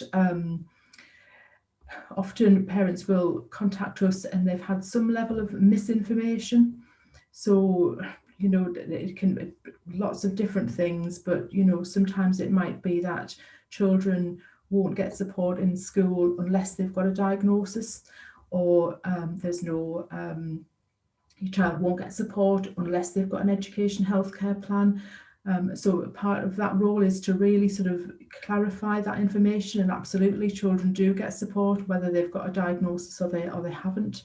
And, you know, just really making sure that parents are very much aware of what can and should be happening for their children. We offer that support around parents who seek to request statutory assessment for their child. Sometimes, you know, another party, maybe school, have suggested that parents put in a request, or certainly if that is going to be made, that families understand what that process is about. So, you know, that next step moving on from a SEND support plan, if families feel that statutory assessment and education healthcare plan is something that they want to seek for their child, and, you know, they have an entitlement to do that, then we're guiding them carefully, you know, through that process. And certainly if there's a large part of our work that is around when a decision's made that maybe parents don't agree with, then they have a right to appeal that decision. So a lot of work to support families through that process as well.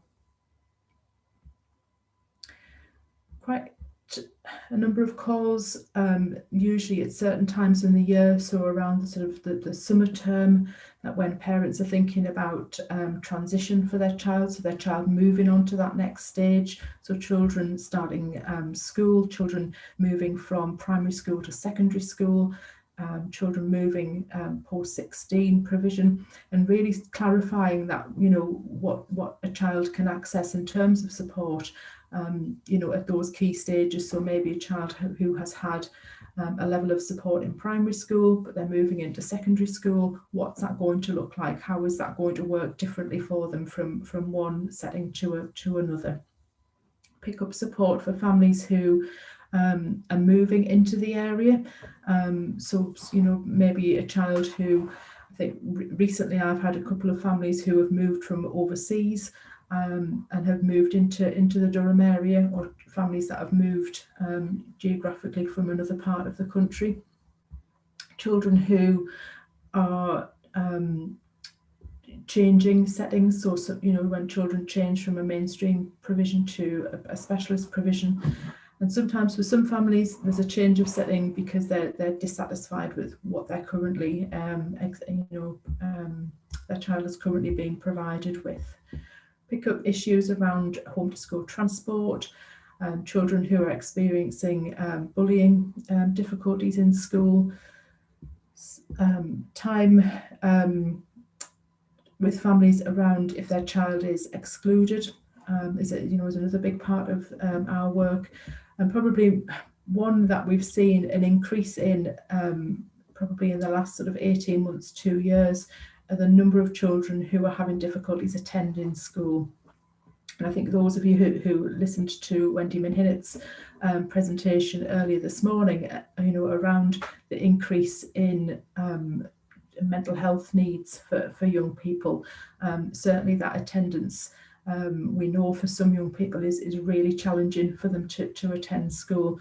So, you know, our support and advice to families has certainly increased in that area around children who are unable to attend school. We didn't actually have any school trip issues this year because children didn't go on any school trips, but sometimes that can be certainly in the summer term that parents, you know, have issues with their children being allowed to go on school trips, and that's certainly a trend that we've seen in the past, where maybe children, because of their needs, a setting is saying that they're not able to go on a school trip, and we have to work with that setting to make sure that does happen. We have children who maybe have toileting needs, and again, families inquire, you know, about the support that their child will get in school for that. did see a rise in the again during the sort of the lockdown, the first lockdown. You know, we had inquiries for parents who were finding that whole you know, delivering education for their children at home was challenging, and then we've seen a spike since September in the number of families who have opted to home educate their children rather than children going back to school.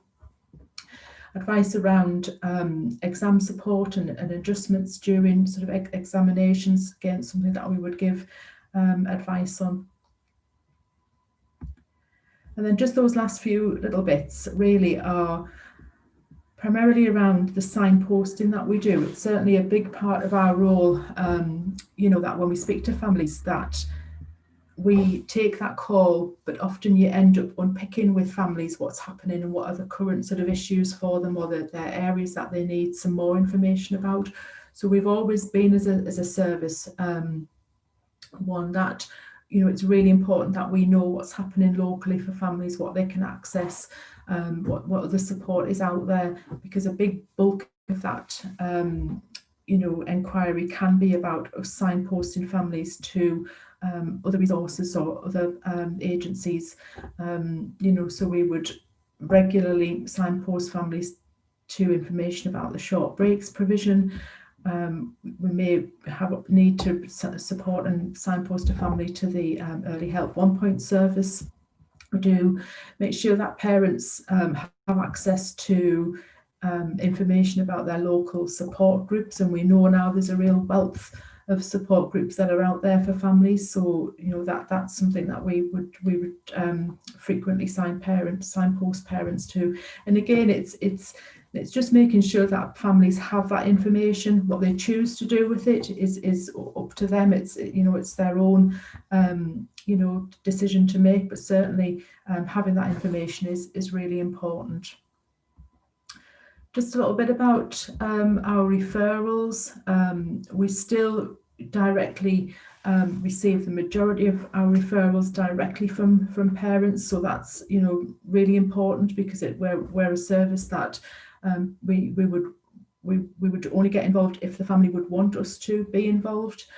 We do have some young people who contact us directly, but more often than not it comes via that parent or carer.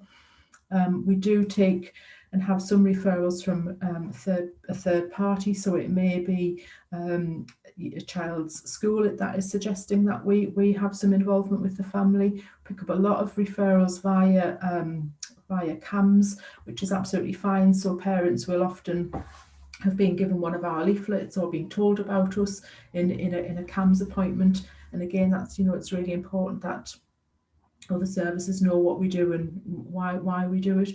But predominantly those referrals come in directly from parents, which for us is that sign that, you know, somebody's saying, I would like some support, and that's really key for us. The settings that children are in when, you know, we're looking at it with a family as to what's happening for their child. Again, predominantly those are from children who are in mainstream settings. So usually, I think my last sort of calculation was about 76% of inquiries come in from parents who have children within a mainstream setting, and there's about an equal split between mainstream primary and mainstream secondary schools. And on that pie chart there, that's those, you know, two sort of large chunks of the diagram. There are inquiries that come in for children who are in specialist provision, children who are in alternative provision, children who are post 16. But predominantly those inquiries are coming in from families whose child is in a mainstream setting. And out of that, usually about 63-64% of those families, their children have a SEND support plan. So that, you know, again, that's the main reason for those inquiries coming in for families who have children in those areas. Lisa, I'm sorry to interrupt you. We're just running over quite a lot. I'll run through very now quickly. Right, 2 minutes. Sorry about that. I've just got others waiting waiting to come on. I was being quite quick. Never mind. I'll just finish off. That one really was about kind of the primary areas, so where children come in who have communication and interaction difficulties. But if I skip that bit, it's probably just those current trends that we're seeing. So the needs of children and young people that are coming, to us as referrals are children who predominantly have autism, sensory processing difficulties, social communication difficulties, and associated anxiety, and as I say, an increase in school refusal.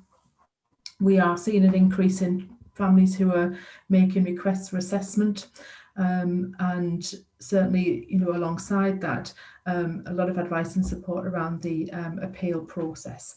Have I got time, Amy, to just pick up on these couple of new developments, or do you want me to? Not really. Sorry, it was just everybody's got a 15-minute slot, that's all, and it's been 20 minutes, 25 minutes. I haven't been talking for that long, surely not. Yeah, you came on at past. You're all right. I'm just worrying about everybody else's slot, that's all. Our contact details are there. If there's anything else, just drop it in the question answer box. Okay, thank you. Sorry about that, Lisa. All right.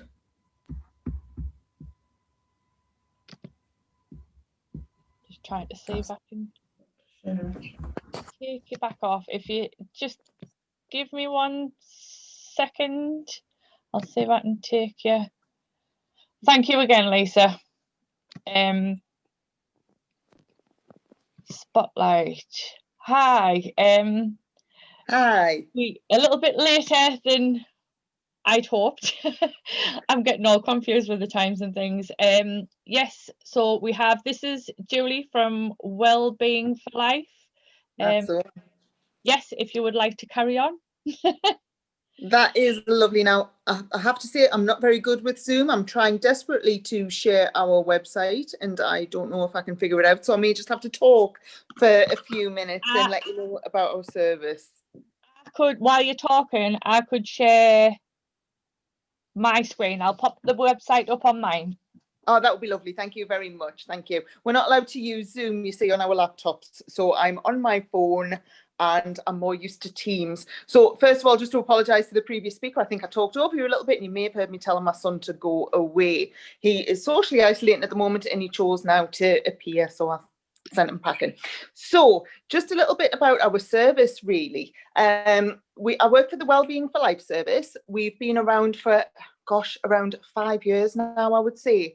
And we are a free tier 2 lifestyle intervention service. I'm just going to move my computer because that light's a bit of a nightmare, isn't it? So what we do basically is we help people to address any health behaviour it is that they want to change. So historically, we've worked with people along things like weight loss, increasing physical activity, smoking cessation.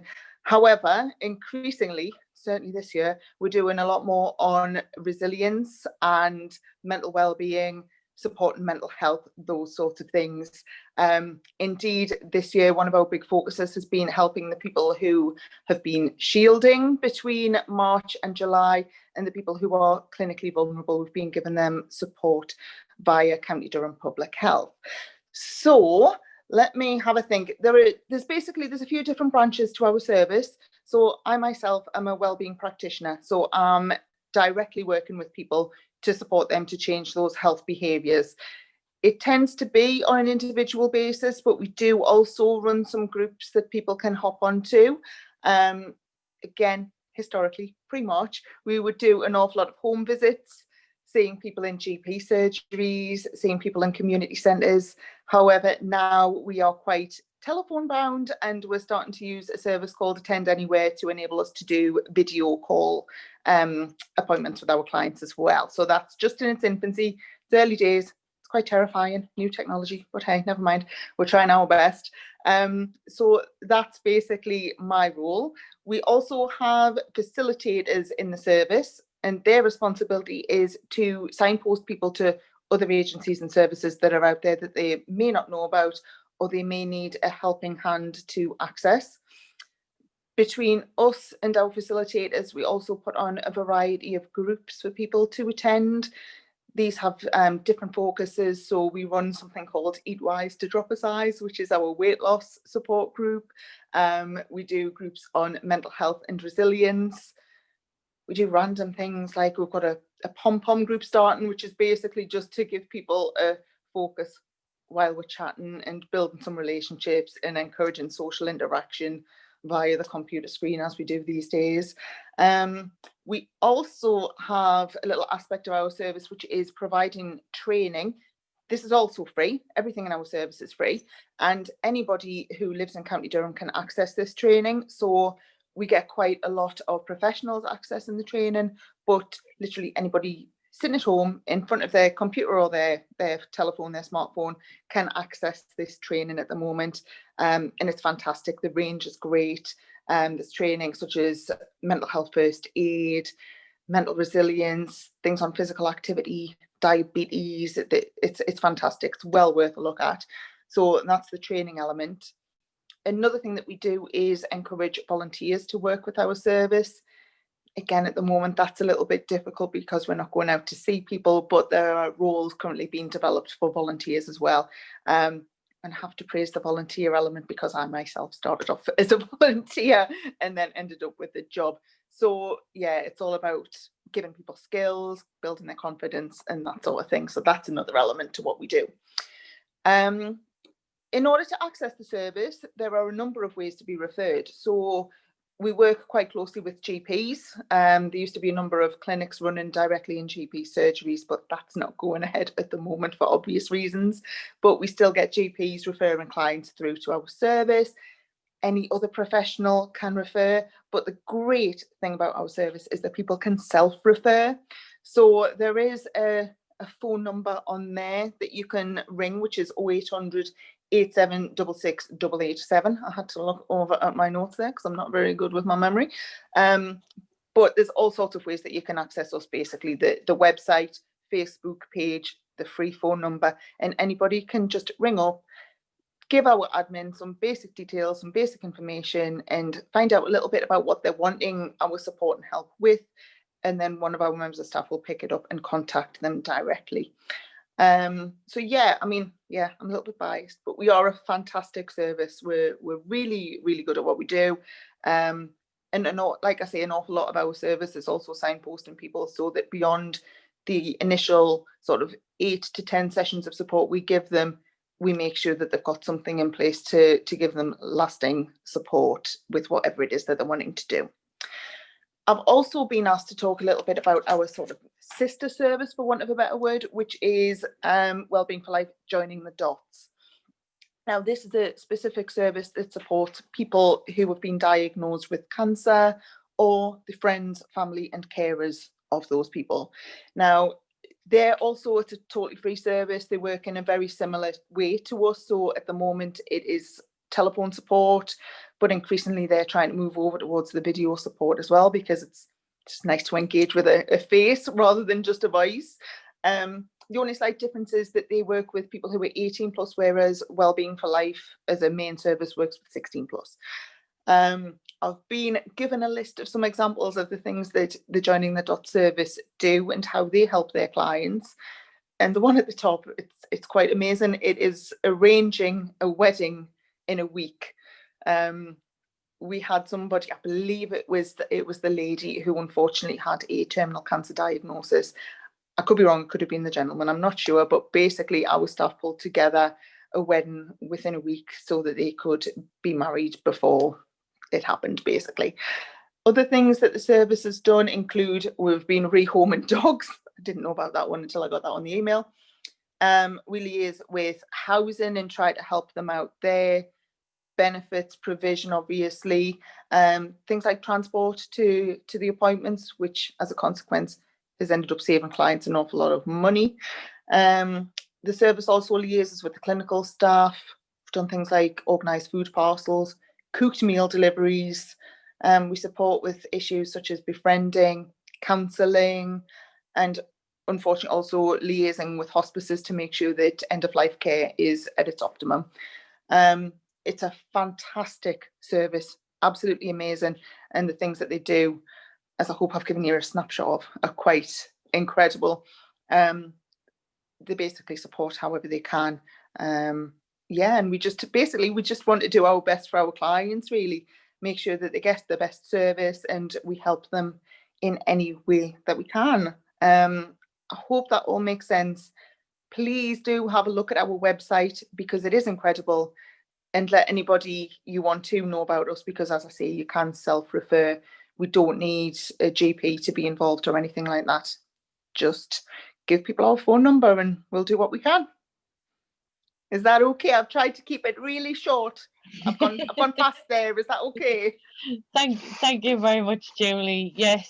Yeah, sorry about flicking it off there. I was going to leave it on for another couple of more minutes. No, it's good. It's fine. Don't worry about it. Like I say, just Google us, County Durham Wellbeing for Life, and we're there. Yes. Thank you very much, Julie. Not a problem.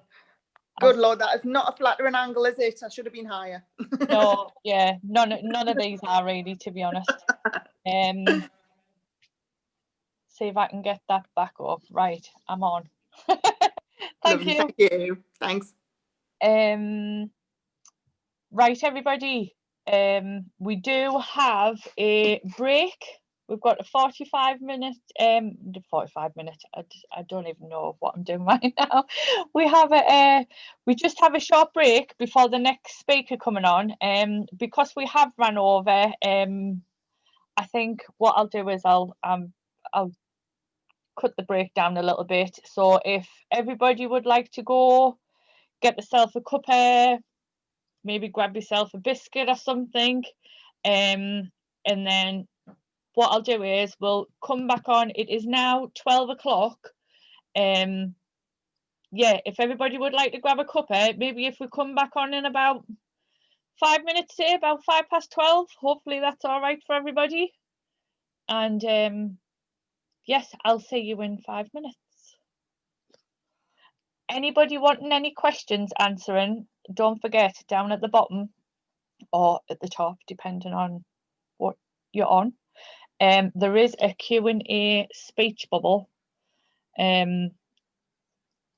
Obviously, because we've got no chat on, so if anybody's got any questions, anybody would like to ask anything, if you just pop it in that Q&A, and I'm sure either one of the speakers or one of ourselves from MCT will reply to you ASAP. So yeah, I'm just going to go and quickly grab myself a cuppa. I'll be back in 2 minutes.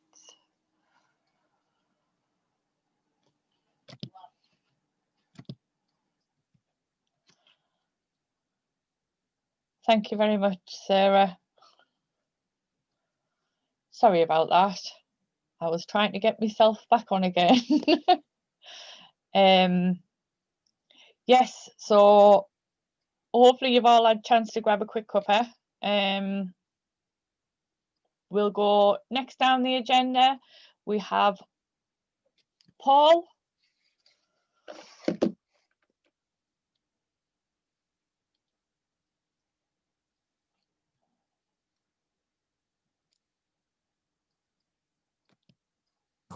I'm on mute. There you go. I'm off mute now. Just figured out how to do it. It's all right. I'm trying to put you on the spotlight so everybody can see you, and I've lost you again. You've disappeared off the top of my screen.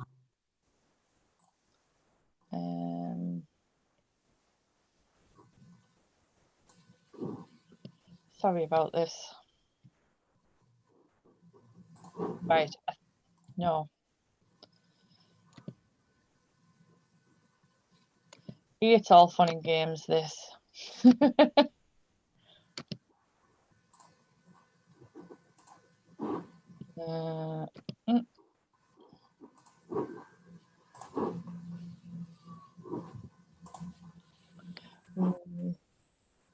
Right, I have no idea why I can't get you on the spotlight view, but your screen is sharing, so at least that's up.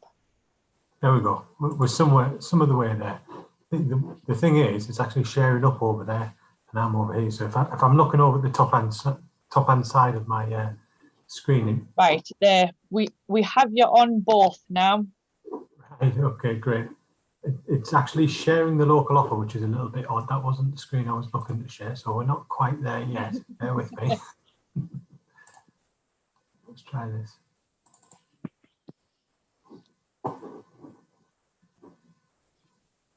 Yes, we've now got MCT conference Great. up on the screen. So again, I'll start with an apology that if I'm looking up over there, it's because I have two screens on the go and I can see what I'm speaking to on that screen, but I can look down the tube on this screen and see you. So I'll start off with an introduction. I'm Paul Shadforth. I'm the Strategic Manager for SEND and Inclusion in the local authority. I work in Children and Young People's Service in the Early Help, Inclusion and Vulnerable Children team. It's probably helpful if I just explain to some colleagues on the call here and parents on the call. Sort of the dual part of my job. So I have my operational side of my job, which I work with all of my teams, and I'll explain who they are. And I have my strategic lead side of my job as well. And that might just help in case you've got any Q&A questions that you want to ask. You'll know whether I am or I'm not the person who you would want to ask. So in terms of operationally, I work in Early Help, Inclusion and Vulnerable Children Services Department. That's in Children and Young People Services. So we work with colleagues in education, but we also are working with colleagues from social care as well. In the SEN world, I work alongside all of the specialist SEN support services. So that would be your education psychology, your autism teams, all of those different types of services. Also the SEN casework team, and they're a direct link to me and the managers. I manage the managers in that team. I also lead on some different areas that are associated with SEN, but you may be familiar with. So the Education Health Needs team, which is what we call Home and Hospital in County Durham. And that's for young people who are too ill to attend school at present. And at the moment, that's, and I know Lisa's touched on it earlier on with her SENDIASS presentation, a lot of that's linked with anxiety. And anxiety is often linked with special educational needs, not all the time, but we see that there's quite an overlap there. I also manage the Equalities Intervention Service, and we do all sorts of things in Equalities Interventions, from the Gypsy Roma Traveller Service to helping schools understand equalities legislation, to looking at medical needs and helping schools to fulfil their obligations and duties under the medical needs legislation. And finally, English is an additional language, which seems a bit of a curveball, and sometimes it does to me as well. But that's for all the students who come into County Durham who don't speak English as their first language, and to help those students to settle into schools. Now, a lot of that work, particularly that inclusive work, has been around settling families who are settling because of refugee status within County Durham as well. And we've about 9 or 10 different waves. So that's my operational work.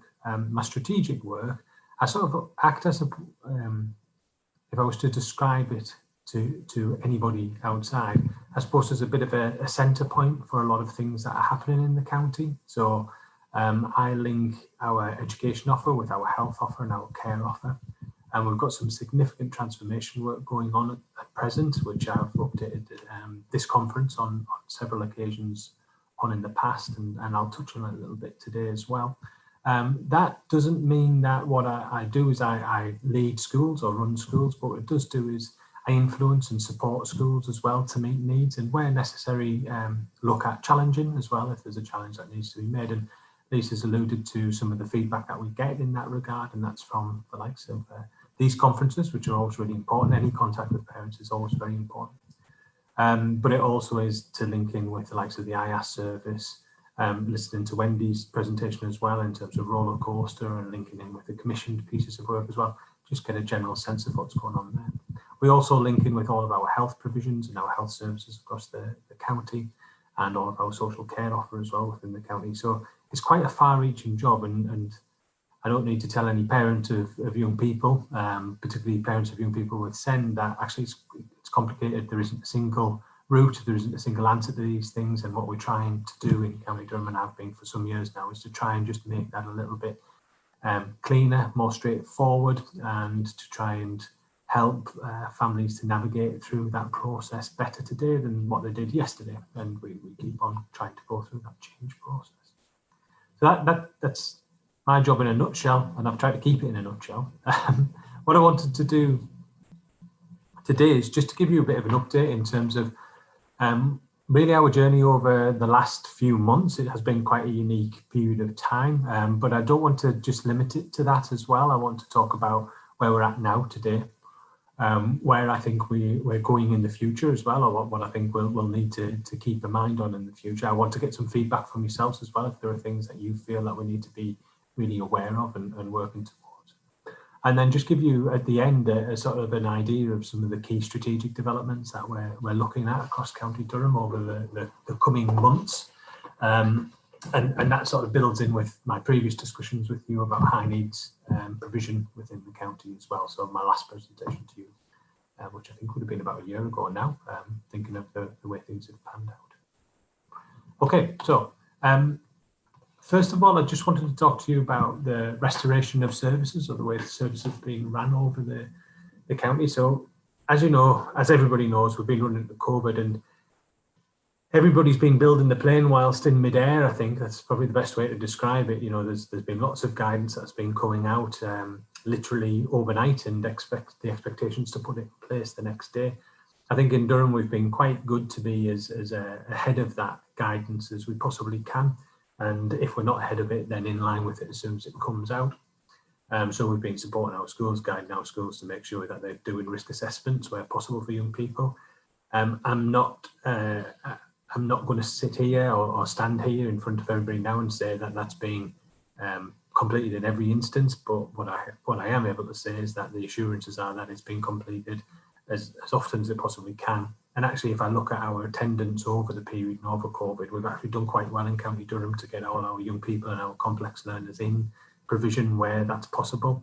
And we've looked at individual solutions where there's been a barrier to getting into learning as well. And that's generally been, as I say, it's generally worked out, but it hasn't worked out in every instance, and there are always exceptions. But again, more than happy to hear people's experiences of that as well.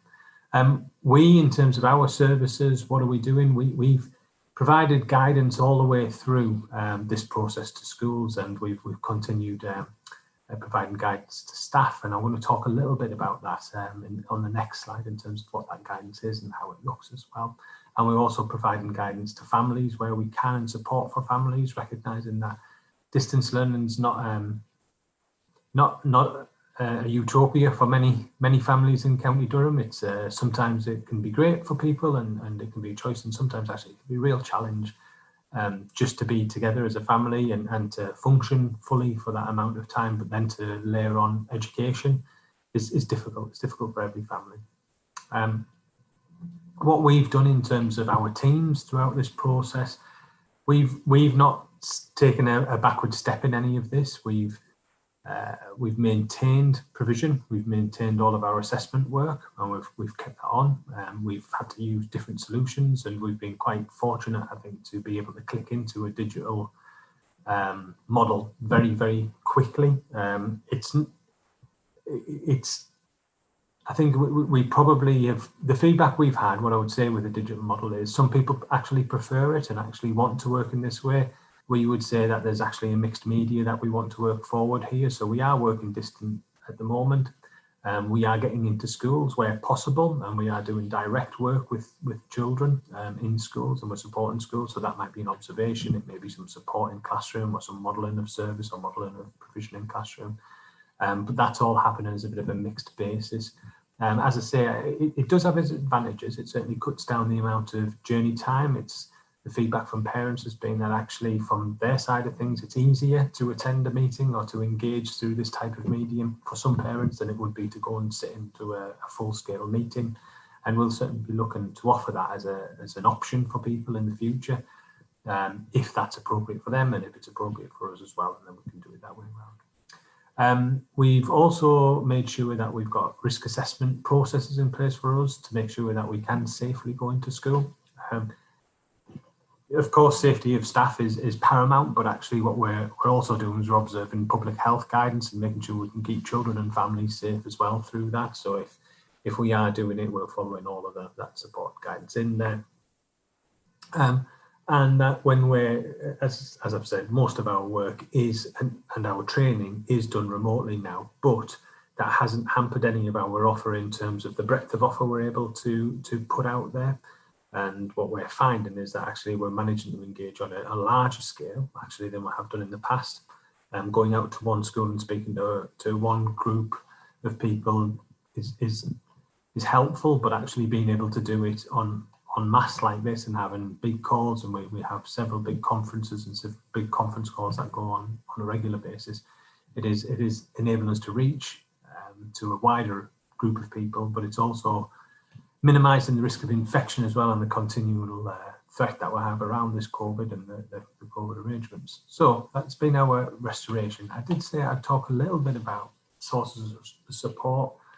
So one of the elements is the local offer. I'll talk about that in the next slide, but we were quick on our local offer to try and say, okay, well, what can we do practically on the local offer? How can we support families, particularly in the first phase of the lockdown? We then also started to look at the next phase, which is about returning to schools.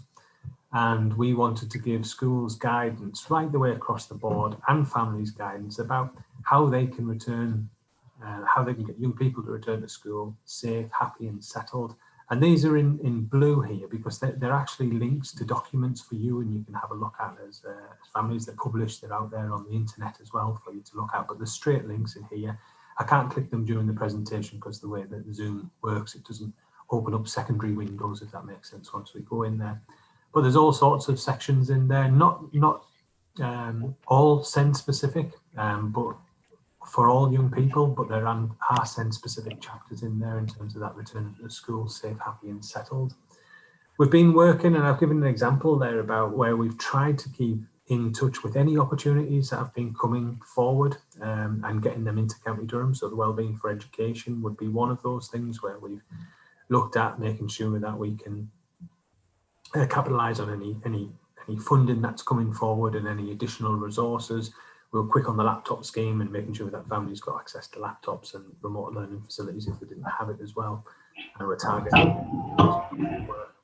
Oh, I think we've. Claire, I think you're. There you go. That's it. So yeah, we've been trying to keep Sorry about that. Somebody else has just joined us. But we've, as I said, those developments, those national developments, have, you know, they've been building their plane whilst they're flying in the air as well at the same time. So there's not been a massive amount that have come through. But what we've done, we've tried to make sure we get on the ground and we get to our families as quickly as possible. So it has been quite a roller coaster for us, up and down, and you know, it's been a busy period of time. What I would say on reflection, and you know, I think in Durham, you know, if I look at our attendance rates and how we've done, we're doing okay. Do I feel as if we've got a good understanding of across the picture? Yes, we've got a reasonable understanding. We still see that we're up and down in terms of attendance, but that's not about individuals. That's about school closures and public health. So we've had a couple of special schools closed since September for limited periods because of bubbles bursting, basically, is probably the best way to describe it. And as soon as you close that down, you see that our numbers of EHCPs and attendance for EHCPs take a big hit. So we've got 10 schools, one of them shuts down, we lose 10% straight away of that whole number. So yeah, we are seeing that come forward. If I look at it across the board, we've already had a mention about, for some young people that's been difficult and some families it's been difficult, or perhaps for some families they've realised that home education is an option for them and they want to do that going forward. So we're seeing higher numbers of families electively home educating or looking to choose elective home education going forward. That's been interesting for us to look at. And what we've also seen is that where some people have some associated vulnerabilities, and from a SEND perspective, it's been really interesting for us, where we've seen that there's not a real particular group or typing that this arrangement is worse for or better for. And so we're seeing some young people with autism returning to school and really, really liking the environment, really preferring the fact that everybody is keeping a bit of distance, that actually there are rules and actually it's following round and there's a bit of an order, it's working for them. And we're seeing some of the young people who absolutely just can't deal with the environment and just not enjoying the environment as well. So we're looking to work with them, and we're supporting schools to spot those needs and to try and address them as quickly as they can. So I think as a county as a whole, I think we've done a reasonable job in a very difficult set of circumstances. I think in the first phase it was tough, but we managed to focus solely on COVID and on the provisions within COVID. But as things have moved on and we're into this second phase of work, the day-to-day demands of operating services and making provisions, now schools are back in the full, is as challenging as it's ever been. It is difficult because we also have all of the distancing and the work to keep people safe in play as well. So we've got it on top of our additional work. So it's a lot of work getting on, and I do thank all of the great contact and support from parents and from children and young people. And I also reach out a big thanks to our schools, where they've made great efforts, and our colleges and our early years providers have made great efforts to try and make this work and make it work as best as they possibly can over the period. So in some instances, I've seen the best stuff I've ever seen whilst I've been in work. In other instances, I've seen some things that I think we could probably have done a little bit better on. So I suppose that's really an oversight of where we're at. Moving on in terms of the local offer, I would hope that families are aware of this, and I appreciate this is getting recorded. So if you are watching this and recording on repeat, or anything along those lines, do look at your local offer. Do have a go. We presented at the last meeting, and there was a real support for the changes that we've made to the local offer and the way it's presented. But one of the things that we're doing is we did commit that we want to keep it as a live site now. We don't want it just to be a big list of things that once went up on the internet. What we want to do is keep it relevant and keep it contemporary to what's been presented today. And we've done that within this period as well. So if you have a look on the local offer, you'll see a whole range of tabs, which you can see across the top of the slide there. But there's one which is titled Resources for Children, Young People, Parents, Carers and Professionals. And if you click onto that, it immediately takes you on to a whole set of resources that are based around the 4 primary need areas. So cognition and learning, communication, interaction, SEMH and sensory and physical. But if you were to click onto one of them, you'll see a whole bunch of resources that then start to unfold. Now, all of those resources are being checked by our education psychologists as being relevant and as being pertinent and being of good quality. So they are the solid things, the things that you're probably aware of as well, but it's just a helpful way to put them all into one repository. Gives you an idea of what they offer, and it gives you an idea of whether it's something that you should be doing in home, whether it's something that you can do in the school environment. And equally, it's not, we recognise it's not just all about the children as well. We recognise that as parents, it's been a tough time as well. So there's things about mental health as well, and keeping you right and keeping you safe and keeping you functioning as well, and making sure that we've got all that strength as we possibly can going across there. So really encourage you to have a look at the resources that are on the local offer. Don't limit yourself into that, peep around, and hopefully it's a lot more intuitive than ever have done. And if you've got a question you need answering, hopefully you'll find the answer on there, as opposed to, as I say, just looking at a list of information. I said I would come on to upcoming developments, and I've touched on, and I'll leave plenty of spaces for questions and answers. I often get a few when we have these conferences, but obviously it's a different format, so we'll see what comes forward. But I wanted to just talk about the upcoming work, because, as I say, COVID is there. It is quite draining in terms of the amount of time it takes and attention and planning it takes, but at the same time, we're ambitious. We've always been ambitious. We want to make sure that we've got lots going on for our families, and we recognise that the system as it is at the moment has its strengths, but has areas that we really do want to develop. And these are the things that we're going to be doing over the coming months. So, and we'd like to engage with parents, and we'll make sure that we have opportunities to do that, to get your feedback. And we have an existing SEND strategy, which ties in all of the services into a one vision, if that makes sense, and make sure everybody's pulling together towards that. That SEND strategy is due to end this year, and what we want to do is to put a new one out next year that's really relevant and up to date. It's, as I say, it really reflects on where we're at and where we're going, as opposed to where we've been, which I think our current SEND strategy, because it's ran at the end, its course is more reflective. It's more reflective of what we've done. So there's quite a bit of work there. We'd love to engage you with that, and we'll look at ways to work through MCT and work with other groups to make sure that content is relevant and it's actually in line with what parents expect, and we co-produce that document together. Our educational healthcare planning work, it's quite a lot of work on this with educational healthcare planning. It's a really quite challenging subject. We're looking at the interface at the moment as a local authority. There's quite a lot of friction in terms of requests. We've talked about the graduated approach and requests being turned down. But actually, we need to be looking at that and making sure that if that is the case, it's never at a child's expense. So if we do feel that a child's needs aren't understood, then the EHCP is something that is a tool to doing that and making sure we are working towards that. If we've got an issue with things not having been done before, we ought to be taking that up slightly separately and making sure that that's happening and not using that as a leverage in the educational healthcare plan. But what we've also been doing is making sure that the quality of educational healthcare plans are as good as it possibly can be. And an educational healthcare plan, the way it's structured, is just a gathering of advice from all different partners. And some partners give great advice, some partners give advice that could be improved. And we're now looking at that collectively and making sure we're challenging each other on there and saying, well, actually, we think you can do a little bit better. Do you need some help to do that? Do you want some training? And we're trying to further improve that. I say further improve it because we did have our Ofsted inspection at the start of the year, and generally our educational healthcare plans came out very, very well in that, as they currently stand. But what we have been on is a bit of a journey, and there's a recognition that over the last 18 months, that's been a gradual improvement to get to the standard we are, but we're ambitious, as I say, and we want to keep improving that. Top-up funding. Top-up funding is interesting to some and not interesting to others, but basically it's how schools are resourced to meet needs, and we'll be doing a lot of work around that. I've done a lot of consultation work, and I know there's some parents on the call who've been involved in that consultation work.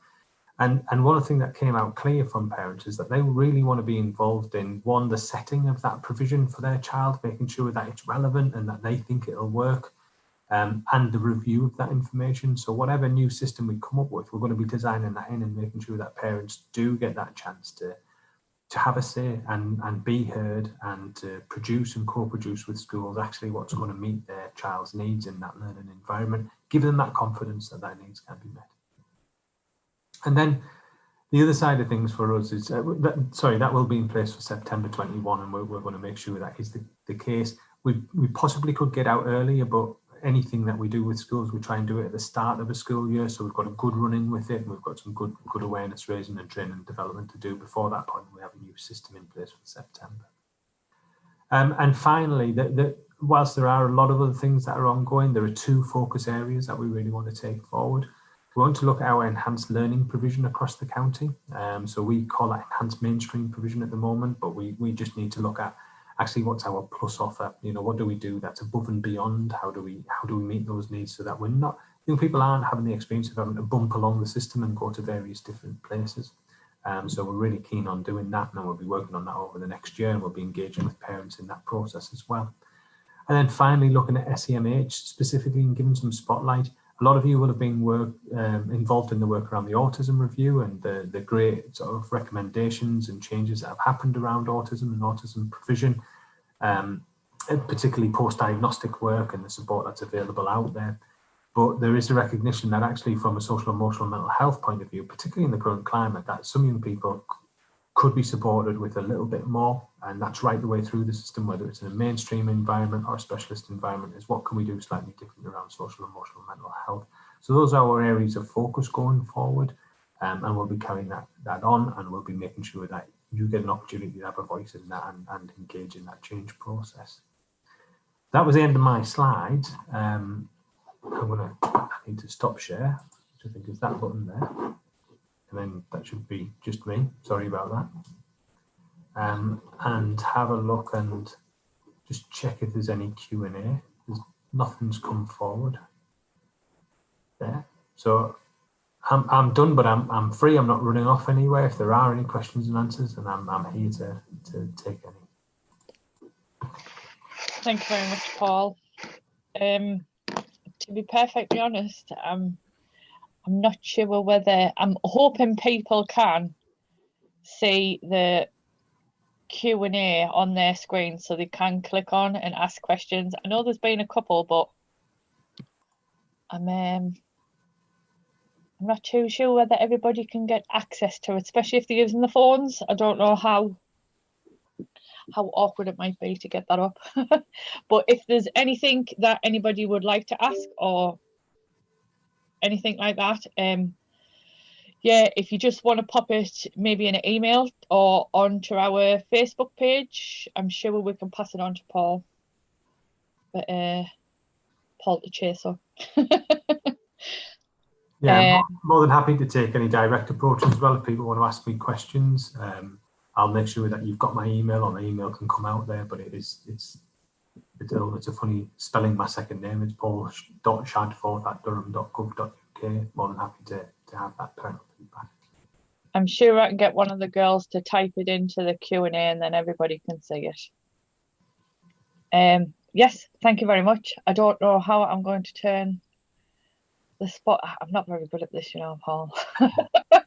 I need It's to tricky, isn't it? We're all learning these different things. Yes. I think I can cancel the spotlight video. Oh, there, I think you beat me to it. Oh, no, I've ended up pinning. Remove spotlight. There we go.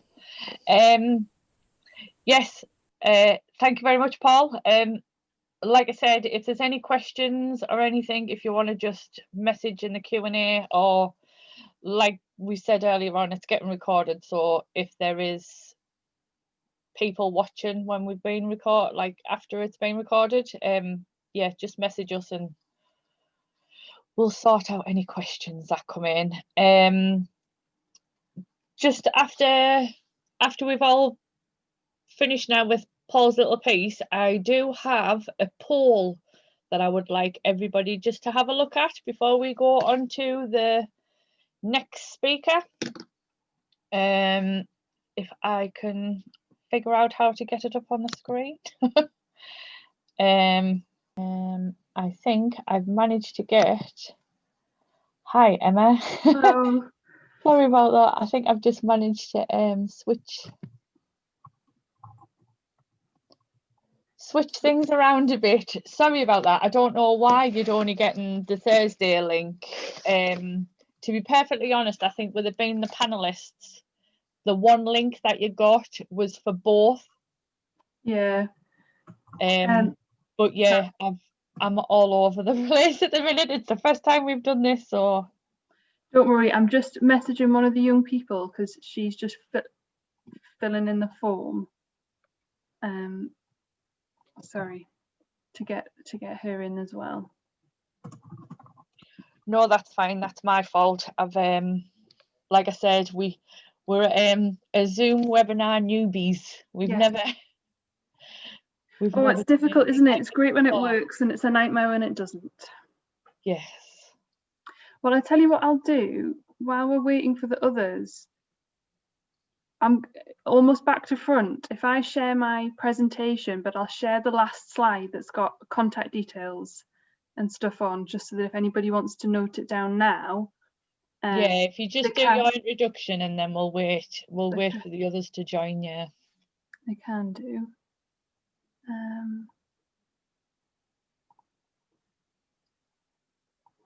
I'll just go back. I'll go to the end.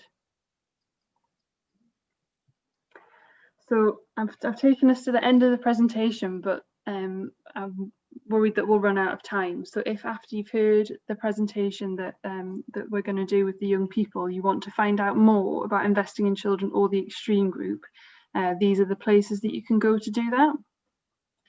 And will these slides be shared as well, Amy? Yeah, if you forward them to us, we'll pop them in with either in the comments of the video, or we'll get them out there. Yeah, that's fine.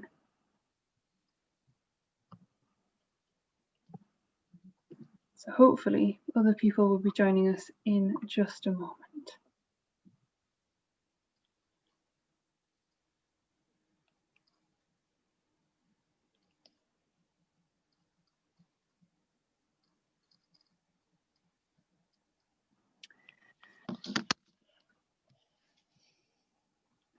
Just trying to see if they've gone on as attendees instead of panelists. So the people to look out for will be Louise Frost. It'll probably come up as Karen Bolzer, and Jade Armstrong.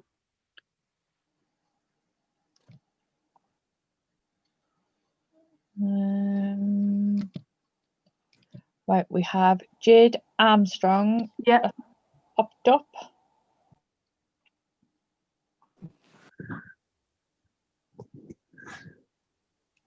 Hello, Jade. Hiya. Louise is coming in a minute. Good stuff. We got there in the end. Yes, we did. So Jade, I'm just saying I've put our last slide up for people so that they can find out where they find more information, just in case we run out of time at the end. Right, yeah. So they can make a note of that now.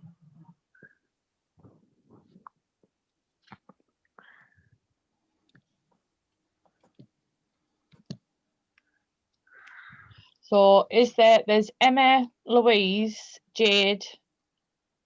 Is that everybody? Then the fourth person, it'll probably come up as Karen Bolzer, but it might be Emma as well.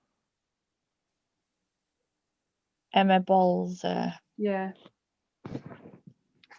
There we go. We'll get there eventually. Yes, thank you for bearing with us, everybody. Yes, sorry guys. I think I've managed to get you all. Yay! Yay! Yay! All right, no, it's fine now. Everything's fine. I'm just trying to get Louise on to the screen as well, because I've spotlighted you all. So basically, once you start, if you're going to take one at a time at speaking, if you mute yourself, once it's your turn to speak, if you unmute yourself, you should pop up on the screen and everybody will be able to see you. Wonderful. You okay to do that, Jade? Yeah, Louise is here. Wonderful. Okay, right, everybody close your eyes while I skim back through to the beginning of the presentation so you don't see it all in reverse. Right, we'll just, nobody saw. Okay, thank you very much for bearing with us. Sorry for the technology problems. We thought that when we did our run through, we'd got all of our technological problems out of the way, but that doesn't seem to have been the case.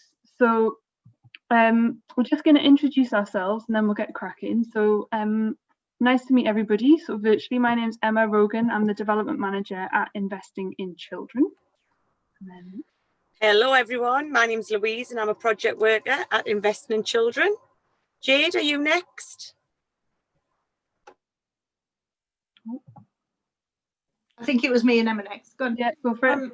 I'm Emma Bolzer. I'm 19, not to be confused with Emma Wilgan, and I am a user of this group. And I'm Emma's mum, Karen.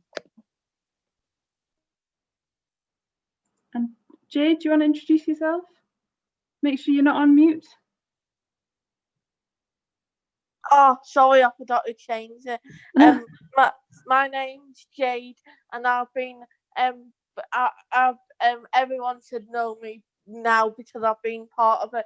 I've been part of this since I was 10, so I've been coming to MCT conferences for 9 years nearly. Wow, a veteran. So we're going to start off. Louise is just going to tell us a little bit about who Investing in Children is. So Investing in Children was created in 1995 as part of Durham County Council.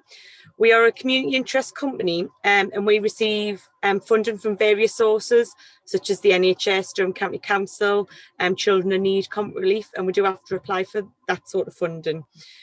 We are a human rights based organisation and we work in partnership with young people to exercise their rights and participate in any decisions that may affect them and their future.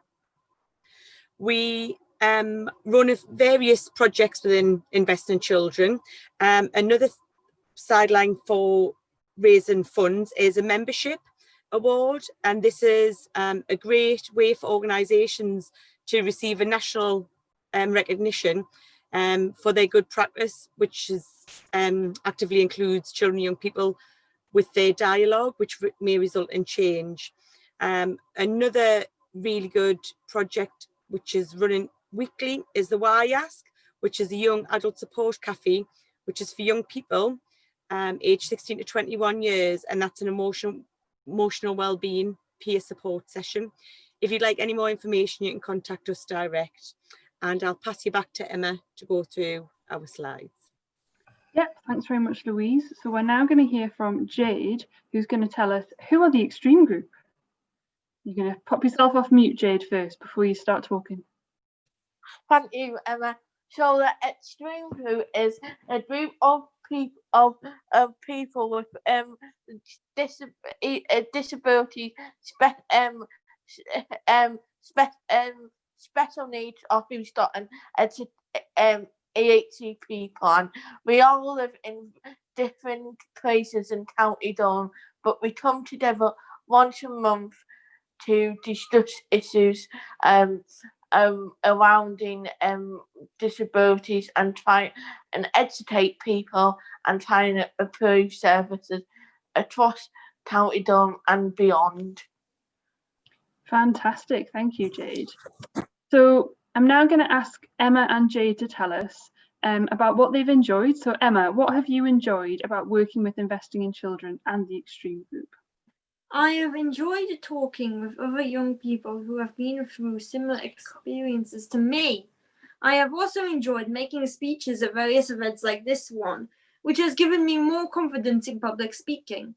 I have also enjoyed being a consultant for a project of Teesside University. Everyone listened to what I had to say when they were designing a feedback system for hospital visits by children and young people with SEN. They used my experience and sensory needs to make the system easy to use for other children. Fantastic. And now, Jade, what have you enjoyed about working with Investing in Children and the Extreme Group? Pop yourself off mute. Am I off now? Yeah, we can hear you. I've enjoyed being a part of something, getting paid from meetings, and I enjoyed doing this MCT problems conferences, sorry, and I enjoyed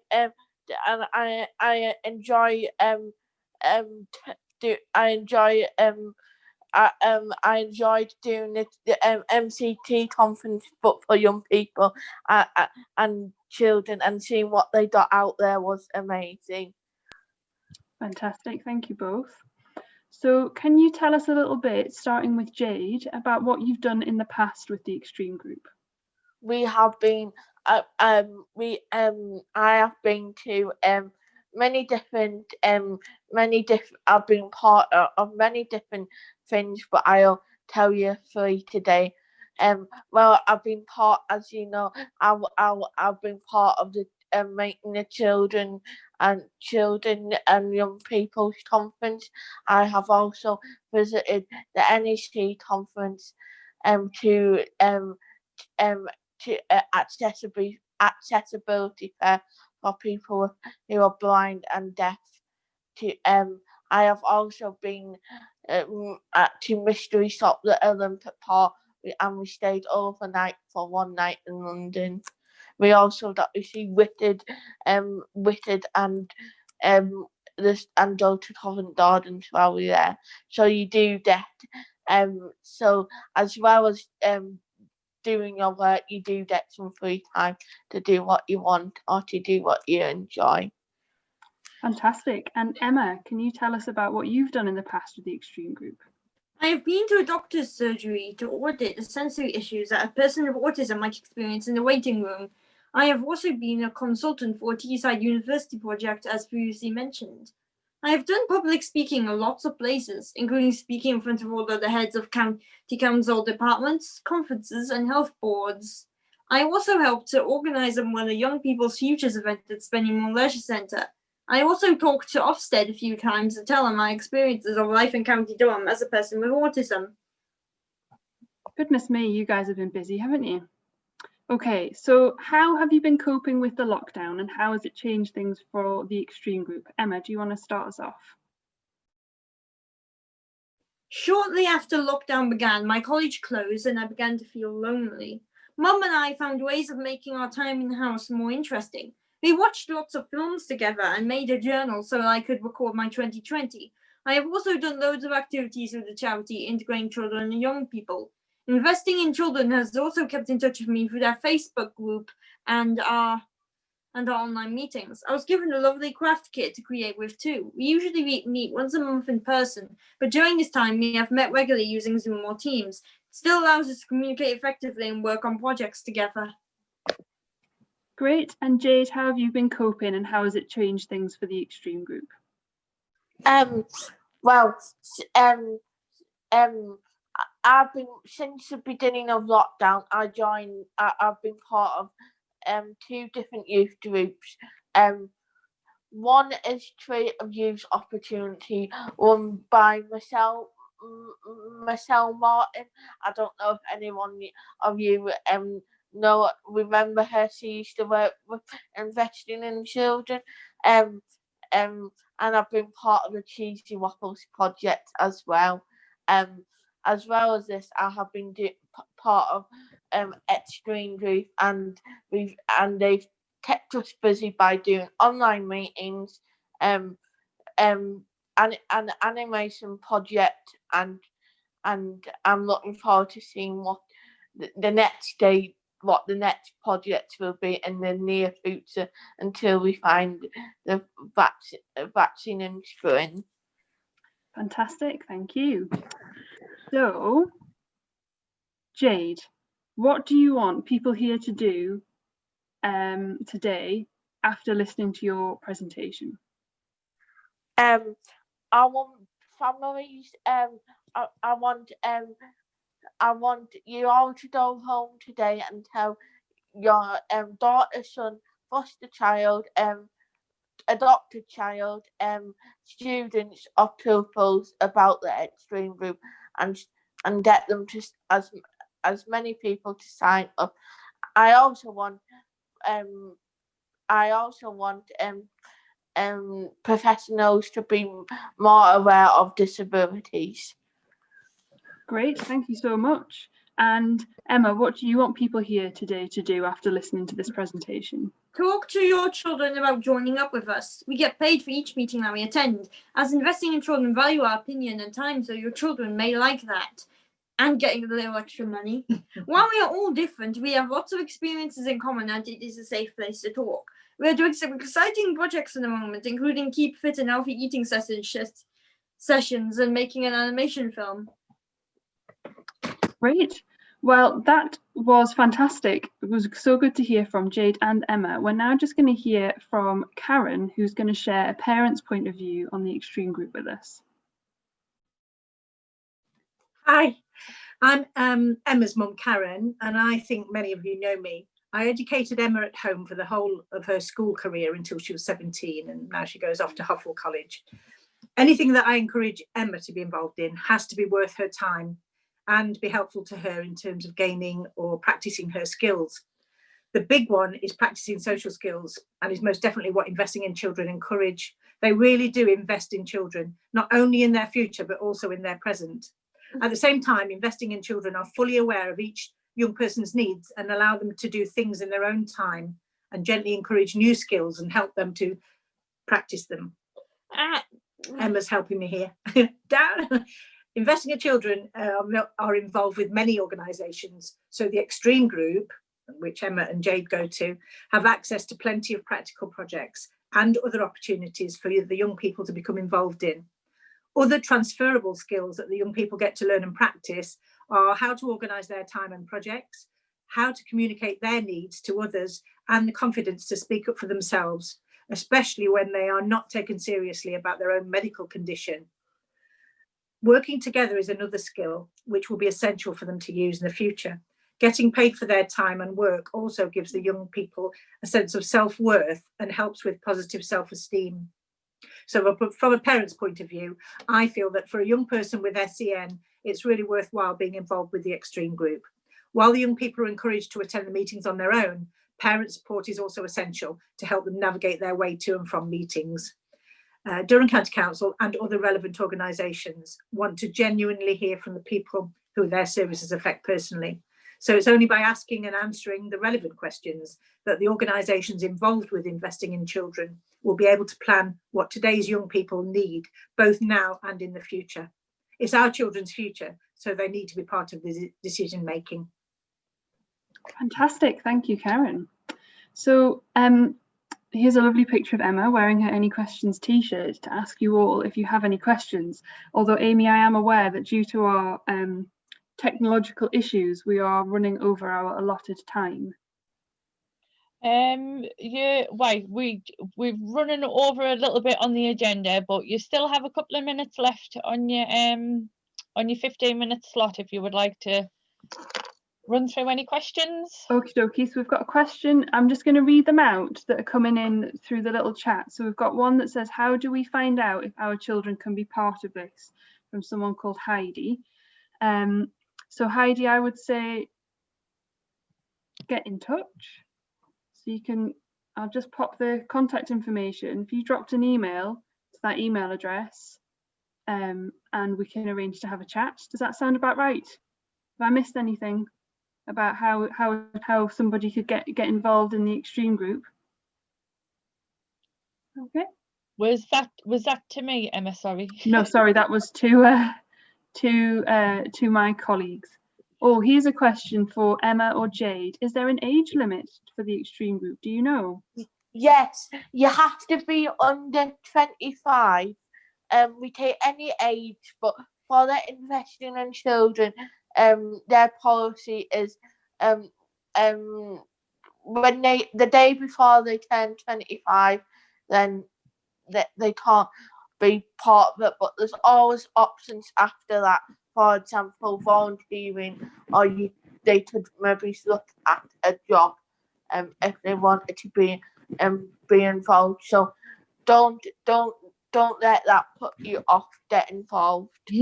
Fantastic, Jade. You answered that much better than I could have done. Yes, thank you very much, Jade. Has anybody else got any more questions that Jade or Emma will be able to answer much better than Louise and I? If there is anything that comes to you, as I said, please do get in touch via the information on the screen. And there's also a video on YouTube about the extreme group that you might want to use to share with young people that you know, to tell, to kind of show them a little bit more about it. And we've also got a little leaflet that we can send out to you as well, if you want a sort of condensed sort of A5 of information too. The only thing I will add, Emma, there is a comment in there which Louise has already replied to, and myself. Somebody has said that they love listening. This is Samantha. They loved listening to the extreme group. I'm really pleased that services and organisations are using their feedback and lived experiences. So great job, girls. Well done. Excellent stuff. If I can just click that back off. Yes, so if there's nothing else, ladies. Well, thank you for letting us present today. Oh, you're most welcome, Jade. Thanks for letting us present. Emma, see you on Thursday, because I'm joining the one on Thursday. We'll speak to you Emma, soon. could you flip back to the any questions? I wanted to quickly tell people about that picture. Yes, of course, go for it. That picture was taken in the sensory room at Spennymoor. And what is it? What is it you're on, Emma? What is it? It's an interactive floor. Basically, I think I vaguely remember noise was coming out of it as well. When you stepped on it, pieces of it would light up. Fantastic. So there you go. There's the story behind the photo for you as well. Yes. Thank you very much, guys. Thank you. Bye. Thank you. Bye. Emma, if you could pop on and just stop the sharing of the screen. Thank you very much. Thanks very much. Right, thank you. Yeah, Bye. thank you. Bye. Right. Let's see if we can re-guide myself through the next speaker. We have I've just noticed, Lesley, we're running a little bit late. I'm not sure whether you've managed to that's okay. I'll just listen in until you want me to to start. It's not a problem. We're just going to pop Clare on now. So we've got Clare from CAMHS is on next. If I can just...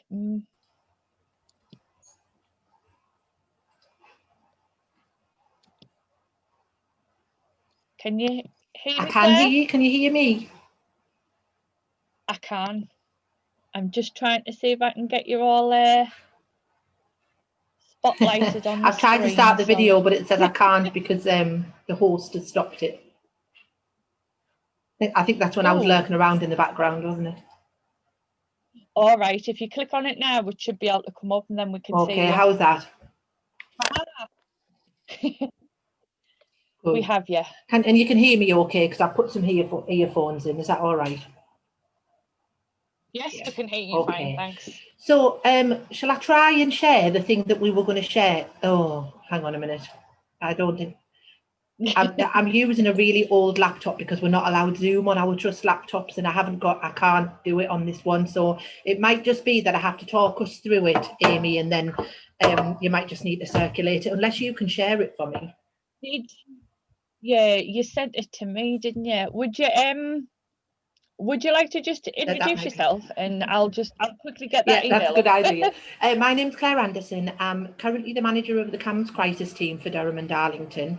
I've been a CAMHS nurse for about 15 years now. I've worked in some of the community CAMHS teams, in the autism team, and now I work in the crisis team. I have had involvement with making changes together in the past. I used to enjoy really coming along to the face-to-face conferences, and I'll be looking forward to when we can go back to that. I'm also the CAMHS nurse that works into the Rollercoaster Parent Support Network. So I should probably know about that. It's co-produced by parents and CAMHS, and I recently took over from my colleague Nikki Harmer as the CAMHS person who does that. So I might see some of you at the Rollercoaster group. I don't know whether you can see that, Claire, but I can see that. Popped it up on the screen. If you give me 1 second, I might be able to put it into...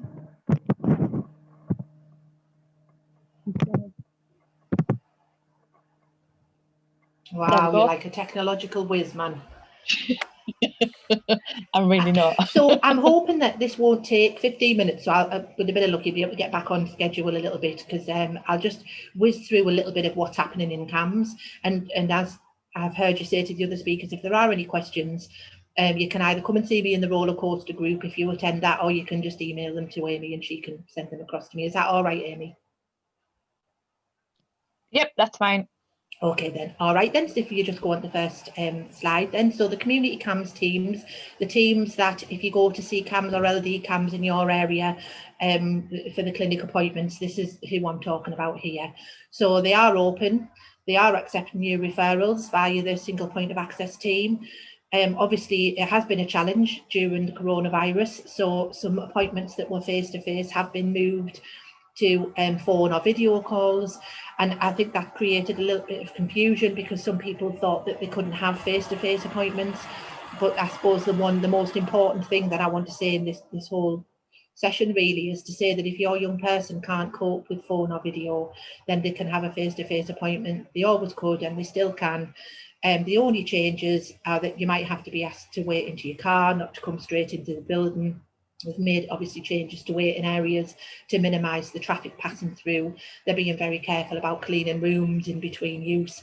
So it might be that there's some changes about how the appointment is carried out, but face-to-face appointments are definitely absolutely available. And if anybody should tell you otherwise, then that's not the case. So just look at your appointment letter and check what the details are. And there is a bit of a waiting list in some areas, but obviously we're always working hard on the waiting lists and continue to do so. Okay, next one please, Amy. So the autism assessment team, that's the team that works across the county to do the autism assessments. They did have some limited capacity over the worst of lockdown, because a lot of our autism assessments do involve quite close face-to-face work, and they involve looking at facial expression and, you know, gestures and all of those kind of things that are really difficult to do when people are wearing face masks and protective equipment. However, we are back now operational. They are doing the best with a few changes. Will you just slip back onto the next one? Thanks, Amy. They're doing the best for some, you know, with some changes in how they work to crack on with the assessments. Obviously, it has caused a bit of a delay in the waiting times, but they're working really hard and picking up as many as they can. So that's what's happening with the autism team. Okay, next one, please, Amy. So I'm not sure if everybody's, hopefully you will have heard of the mental health support teams. That was, it's a new government initiative to help to meet the needs early. Really what mild to moderate means is at an earlier stage. So what we don't want is to leave young people until they end up needing CAMHS. We want them to have some support at a much earlier stage, and we want to do that via schools. So across Durham and Darlington have just come onto the project, so it's quite new in Darlington, but across County Durham there's already three teams set up. They're working into 6 of the communities of learning. Now that's only 6 out of 15. However, this is just the first step of the plan. The plan is that it'll be extended across to all areas. So, you know, it's just the beginning. So if it's not in your school, don't worry, it should be as time goes on. Okay, next one please, Amy. So what are they made up of?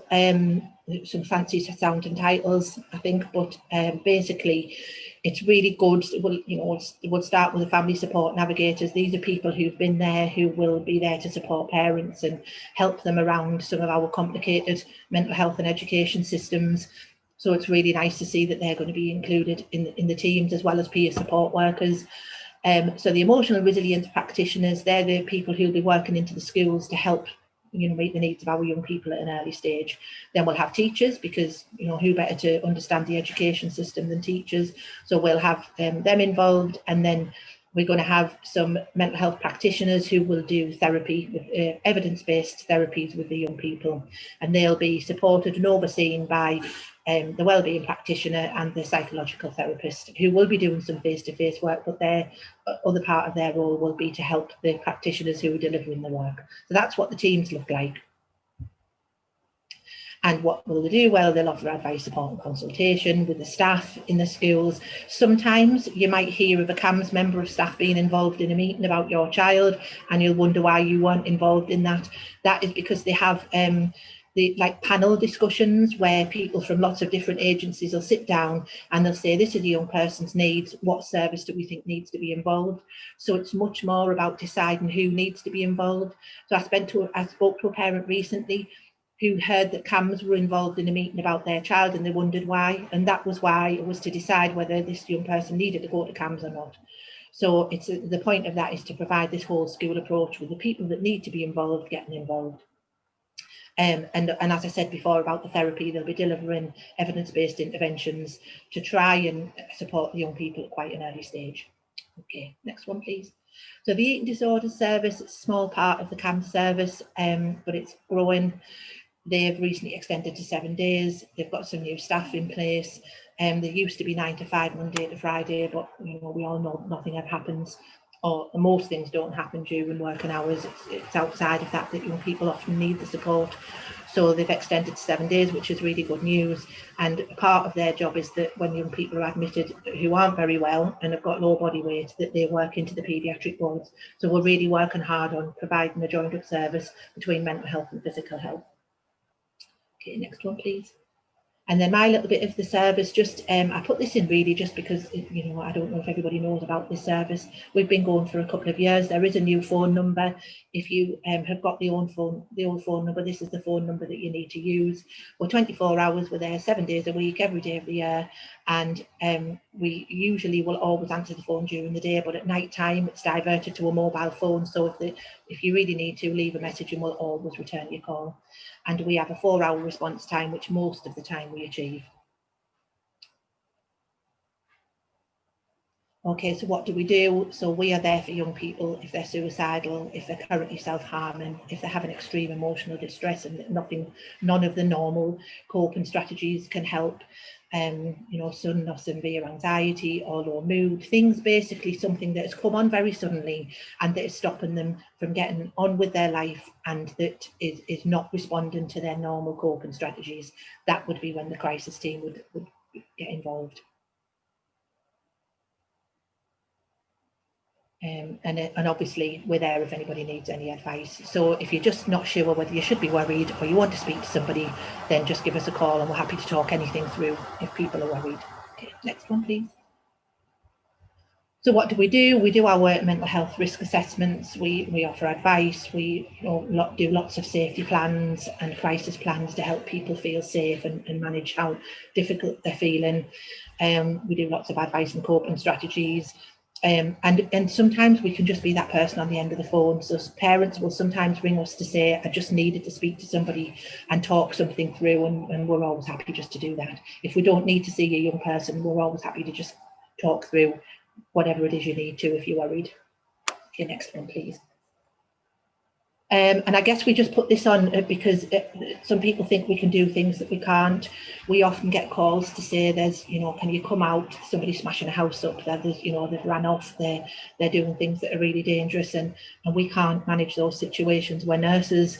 There's usually only one of us, two if we're very, really lucky, and we can't come out and make places safe. So much as we know that parents, the last thing you want to do is be calling the police, then if there's an immediate risk to somebody, then that's what you need to do, because we can't make that situation safe.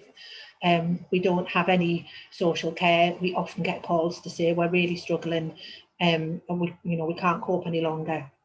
Please, can you take our young person just for a night or two? We don't have anywhere. We would love a crisis bed. We're working on having a crisis bed, but we haven't got one. So we haven't got anywhere for young people to go. We can't admit young people directly into a mental health inpatient hospital. That needs to go through a process where we would involve our doctors and they would arrange an admission if that was needed. We don't have medication at hand where we could just come out and sedate somebody or give them things to help them feel calmer. We don't have access to that.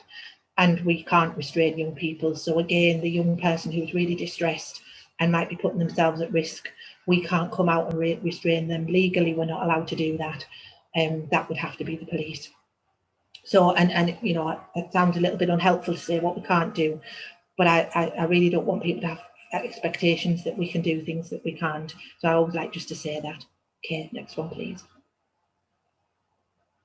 Okay, and that's it. So that's a very, very quick run through the CAMHS services that we have got in our area. If anybody's got any questions, please let Amy know or the team know, and I'd be happy to answer any. Yeah, we've got two questions. Sorry. Okay. Yeah, we've got two questions just on. First one is, this is the first time I have heard about MHSTs. How do we find out if and when they will be working in our schools? Well, I guess you could ask your school if they're working in your school, because your school will know. And I suppose I don't know if your school isn't one of the currently included ones. I don't know if I would know that, but what I certainly could do is take your details and go and find out, because I guess, as I say, the easy answer is if they're in your school now, your school will know, so you can ask them. If they're not in your school yet, I don't know when your school would be identified to be in the next role, but I can certainly try and find out. So if you leave your contact details, I'll do my best to get back to you on that. Thank you very much. And then we've got one more. How do if my screen will stop jumping about all over the place, how do you get a capacity assessment done for a young person within CAMHS? Well, you can just ask for one. If your young person's currently working with someone in CAMHS and you're concerned about their capacity, then it's an easy thing to do. Normally it would be the doctor that would do it.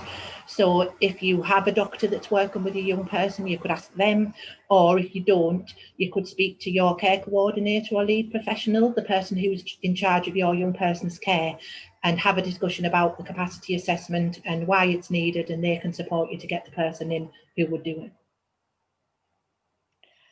Thank you very much. Any more that's all. What was that, Sarah? Sorry? If there's any more questions? Yeah, is there any more questions from anybody else? for CAMHS. We obviously, like I've said the whole way through, we do have this recorded, so obviously it's going to be getting shared afterwards, and if there is any questions that you can't think of now, or you're not wanting to type into the Q&A, you can message us and then we'll just direct you straight to Claire, and then you can ask her personally. Absolutely. Yes, I think that's everything. Thank you very much, Claire. All right, thank you very much. I'll see you on Thursday. Thank Yes. Bye bye now. If I can stop sharing my screen. And next up on the agenda, we have, if it's still working, we have DADLG next. We have Lesley, but I don't know whether Lesley has actually frozen. Have you frozen there, Lesley? Yeah, I think she has. She was doing so well as well. I could see her in the corner of my screen. I think our internet might have gone.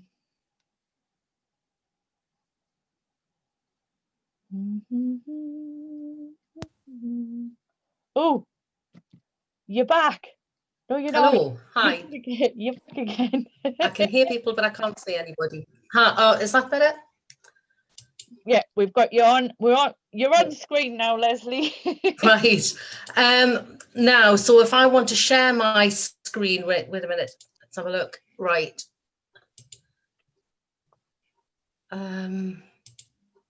So can people see my screen?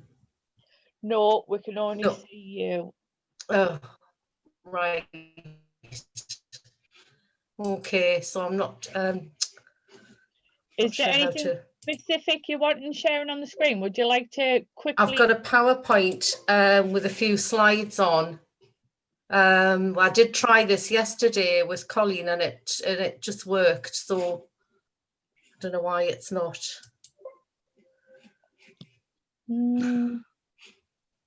Oh no, I can still only see yourself. Right. Have you clicked on? I can't get rid of my screen now. Have you clicked on the share screen button? Because normally there's normally a little window that would pop up. So if you've got other windows open, yeah, there should be a little window pop up, and then right. you can select on which one you want to share. Now, so what I did was I clicked on, I've got it on the taskbar, and I clicked on share screen and then just opened it on the taskbar at the bottom. But now I can't get rid of it, and I can't get back to, right, just a sec. Right, so I can see you. No, I can't, I can see me. Right, let's have a go now, share screen. Is that it? Can people see that? Yes, we have lift off. Yes. Right. So I'm just going to leave the bits down the side. If you can see all of the other slides down the side, I'm not going to shift them just in case we'll lose contact again. So I'm Lesley Cleland, and I'm the project manager for Durham Area Disability Leisure Group. And as you go around County Durham and the North East and possibly even further, you'll hear us called all sorts. I think the funniest I've ever heard us called was dead leg, but we do answer to most things. We'll answer to anything. And you can see on that.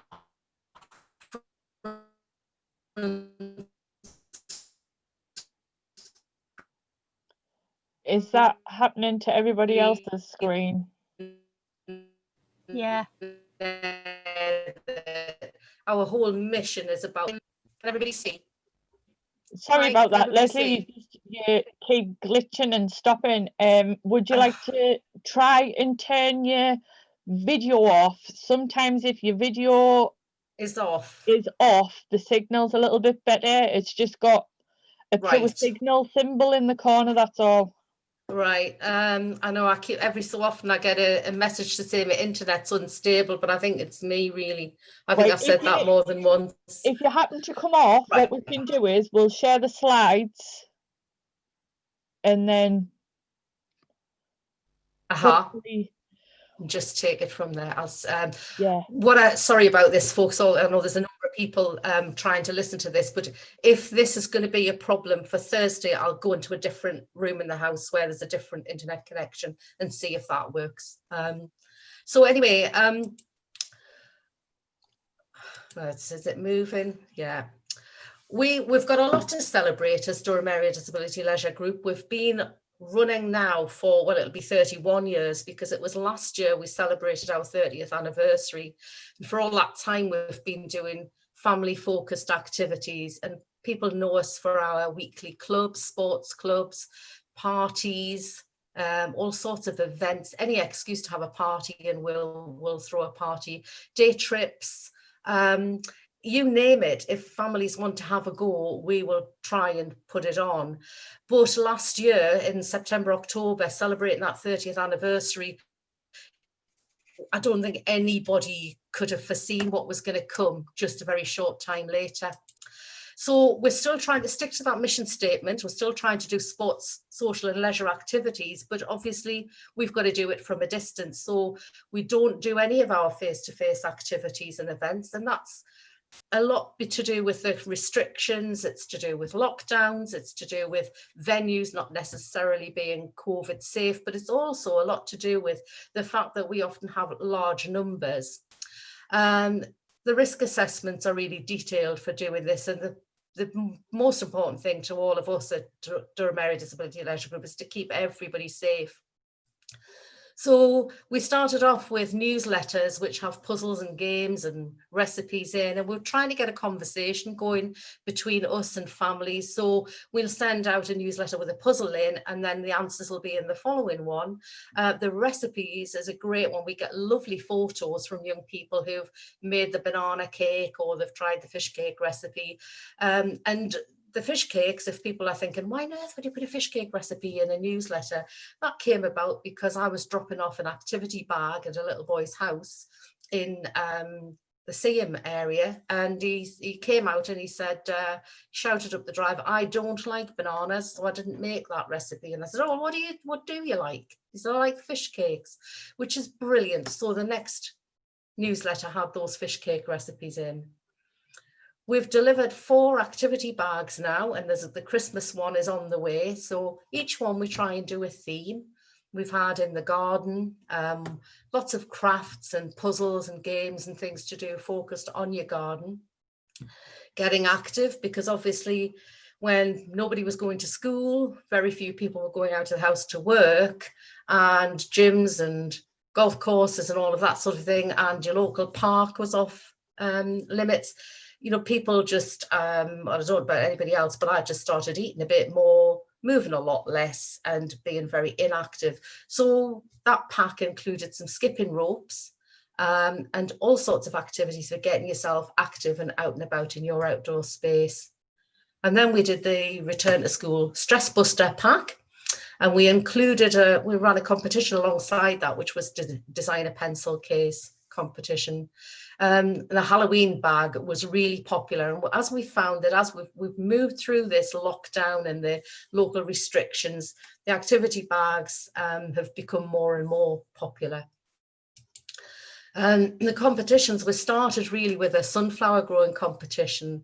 I was going to share with you the photographs of mine, but I thought, you know, I don't need any sympathy. They just didn't grow. But people measured them on a weekly basis, and they sent in their photos and the measurements. And what we do is, you know, yes, for their competitions. So we do select winners of these competitions, but every child or young person who submits an entry to any competition will get something for doing that. We've just launched our winter photography competition. You can use a camera, you can use your mobile phone, whatever it is that you want to do. And we're really trying to make all of the activities accessible to as many people in as many ways as possible. So we'll give printed instructions, video demonstrations, you know, put the actual equipment that you need. So the skipping challenge that we had a card demonstrating, you know, showing 4 different skips and different types of skipping. And then we had 4 very short little videos that were posted on our Instagram page and on our website, etc. With a challenge, you know, this is what we can do, what can you do? And we had some fabulous feedback from those. You know, one mum who said she was reliving her own school days and skipping in the back garden, but that her little boy had learned to skip by copying our sports coach in the videos. But if there are other ways that we need to adapt things, we just want people to let us know, so we can, you know, we can include as many people as possible. We don't want to exclude anyone. Now, the next slide I'm going to show you has got a sneaky peek of some of the things that are going to be in the Christmas activity bag that's coming out. Because another way we're sticking to the mission is we've got a strand called Get Arty with Helga. Helga designed the butterfly making kits for us and the Halloween bunting. And she's designed a whole group of crafts based around Santa Claus.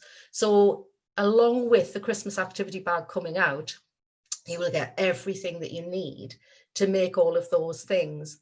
And it sounds like I'm talking a lot about crafts, but we're trying to do things that are not just crafts. So we've got physical activities, we have got a lot of the crafts, we've got the competitions, the photography. But again, if you tell us what your young people are interested in, then we will try and build that in. And currently we're putting together some sports packs where there are some balance beams, swing ball sets that we will be giving on long-term loan. So we will want them back, but it will be quite a number of weeks. It won't be take it today and return it next week. And then after Christmas, when everybody seems to be in a lull and, you know, I think, well, Santa's been and gone and I've eaten the turkey and the cake, and the things seem dull without any lockdown or restrictions, Helga's going to do a lantern making activity. And these are paper lanterns, but they're the sort of lanterns you can hang in your house and have a particular theme or colour scheme that goes along with your family's home and what you're interested in. We're trying to branch out a little bit. So as well as staying safe and keeping connected, we're trying to keep families together. And with this bit of the project, the aim is to connect small groups of families together within localities. Overall, although we say our mission is to provide sports and leisure and social opportunities, really what we're after is reducing feelings of isolation with or without a COVID situation, and also give families the chance to develop some social networks beyond this pandemic. So some of the things that we're doing, we're developing a story time project, and we've identified some families and volunteers in 2 localities at the moment where they're going to share a story, either live on Zoom or making a little video, and then we can have a chat about it, have a drink together and talk about the story. And we've got one family who are going to dress up actually and act out the story. Story time at Christmas is coming up, so Helga's Dutch and she's going to tell the story of Sinterklaas and why his birthday is celebrated in Holland on December the 6th. And we've got a whole other group of stories planned around the theme of Christmas. So I'm going to do to Iceland. You might not know that Colleen Curtin used to live in Germany, so she's going to do the German Christmas traditions. And one of our trustees, Kay, she lived in Greece for a while, and she's going to tell stories about the Greek traditions. And sort of all in the same theme, we're developing a book club. There is technology involved in that, but we've got a way around that if people don't have their own technology. And people may or may not know, but one of the competitions we ran recently was to design a Christmas card. And I've just approved the proofs yesterday because we did select 4 winners at different age groups, one from out of the county as well, because we do work with families beyond County Durham, and those winning cards are being professionally printed. And we have about 500 families on our register now, but every family is going to receive one of those Christmas cards in the post from us. And obviously those winners, apart from getting a little token gift, like everybody who's entered, they'll get some of their own designs that have been professionally printed up. We're working hard on thinking about pen pals and how to connect families and young people through a pen pal system. And anybody who's got any ideas on that, would really like to hear them. So the world is different just now because of COVID-19, but some things won't change ever. We can't take requests for activity bags or anything else via social media. If you pop a message on, we will get back to you, but we only take requests for packs by email or by telephone, and that's simply because it's easier to keep track of them. It's too easy to lose a post or to lose track of a conversation on social media, and because there's so many different methods of social media now, we stick to the traditional email and telephone. We will still ask you to fill out a registration form, and that's so we've got your details and we can email everything out to you. And please, please, please, if you change your email address, will you tell us? Because every time we send stuff out, we do get a number of emails bouncing back, and then we'll call or message people and they say, oh, I've changed my address and I just forgot to tell you. And also, I know you might get sick of us asking you the same thing every time. You know, how many adults in your household, how old is the child or young person with a disability, and how many brothers and sisters. We don't share that information with anybody, but we need it to make sure that the activities we're giving you are age appropriate. We need it because we keep track of how many people that we're sending activities to, and it just helps us for all sorts of reasons. But we, as I said, we don't share it with anybody. When we do our usual, normal, you might say, stuff, we do make a small charge for activities and events, and that's only because we get charged. So if we're booking ROF 59 every Tuesday for trampoline, we pay them, so we charge you. But it doesn't matter what you do with us, you will always have the benefit of a cheaper price than if you just book things for yourself. And it isn't just about paying a cheaper price, it's about being together with like-minded people, you know, people who don't judge you, who won't say, oh, my child would never behave like that, or I would do this, or I would do that. We are a really supportive group of people. The trustees are a brilliant bunch of active people who all are either living with disability themselves or have first-hand experience of it, but who are sympathetic and empathetic. Nobody will ever say, oh, I know exactly how you feel. They might have experienced something similar, but nobody except you knows how you feel. But when you get together, whether it's all together when we can do face-to-face things, or if it's through Zoom or any other connection, then you will be able to share your experiences, and somebody will have experienced the same thing. Somebody will give you a different point of view, or you can just have a cup of tea and have a laugh. It's amazing for us to see how many parents who say, oh, my child doesn't like to join in, or my child would be too afraid of all sorts of different things. But then when they see the supportive environments that we can create, then they're gobsmacked at how much their children can achieve. And siblings as well, you know, the non-disabled brothers and sisters, they make little friendship groups, and it's lovely to see them come together. One of the great bits of feedback that we're getting time and time again now during this virtual service that we're offering is that where parents are contacting us and saying, we haven't sat round a table together to play a game or to do an activity for as long as I can remember. And then we're now doing that. And one mum said it was just lovely to see her child completing a competition, colouring in, making things that had nothing to do with dinosaurs, because that was all that he was interested in. And that's the sort of thing that we love to hear. Lesley, I'm sorry just to cut you off there for a sec. That's fine. we're just into 15 minutes, that's all. And I know we've got Gillian waiting. I know we were running late, but just a couple of things left, really, if that's okay. Yeah. Yeah, I'll be very quick. So it's just really, well, the key message is there will not be a day where we just stop doing all of the things that we're doing now and start up the usual stuff. We're going to have a transition based on, you know, what's happening with things in relation to COVID. When we deliver the activity bags to your door, we are really happy to have a socially distanced chat. Send us your photos, your thoughts and your comments and any ideas to us. We really want to hear them. Tell us what your Christmas traditions are, because Santa's on his way. So this is one of the things that we're really keen on at the moment. Tell us what you like to do that makes it Christmas in your house.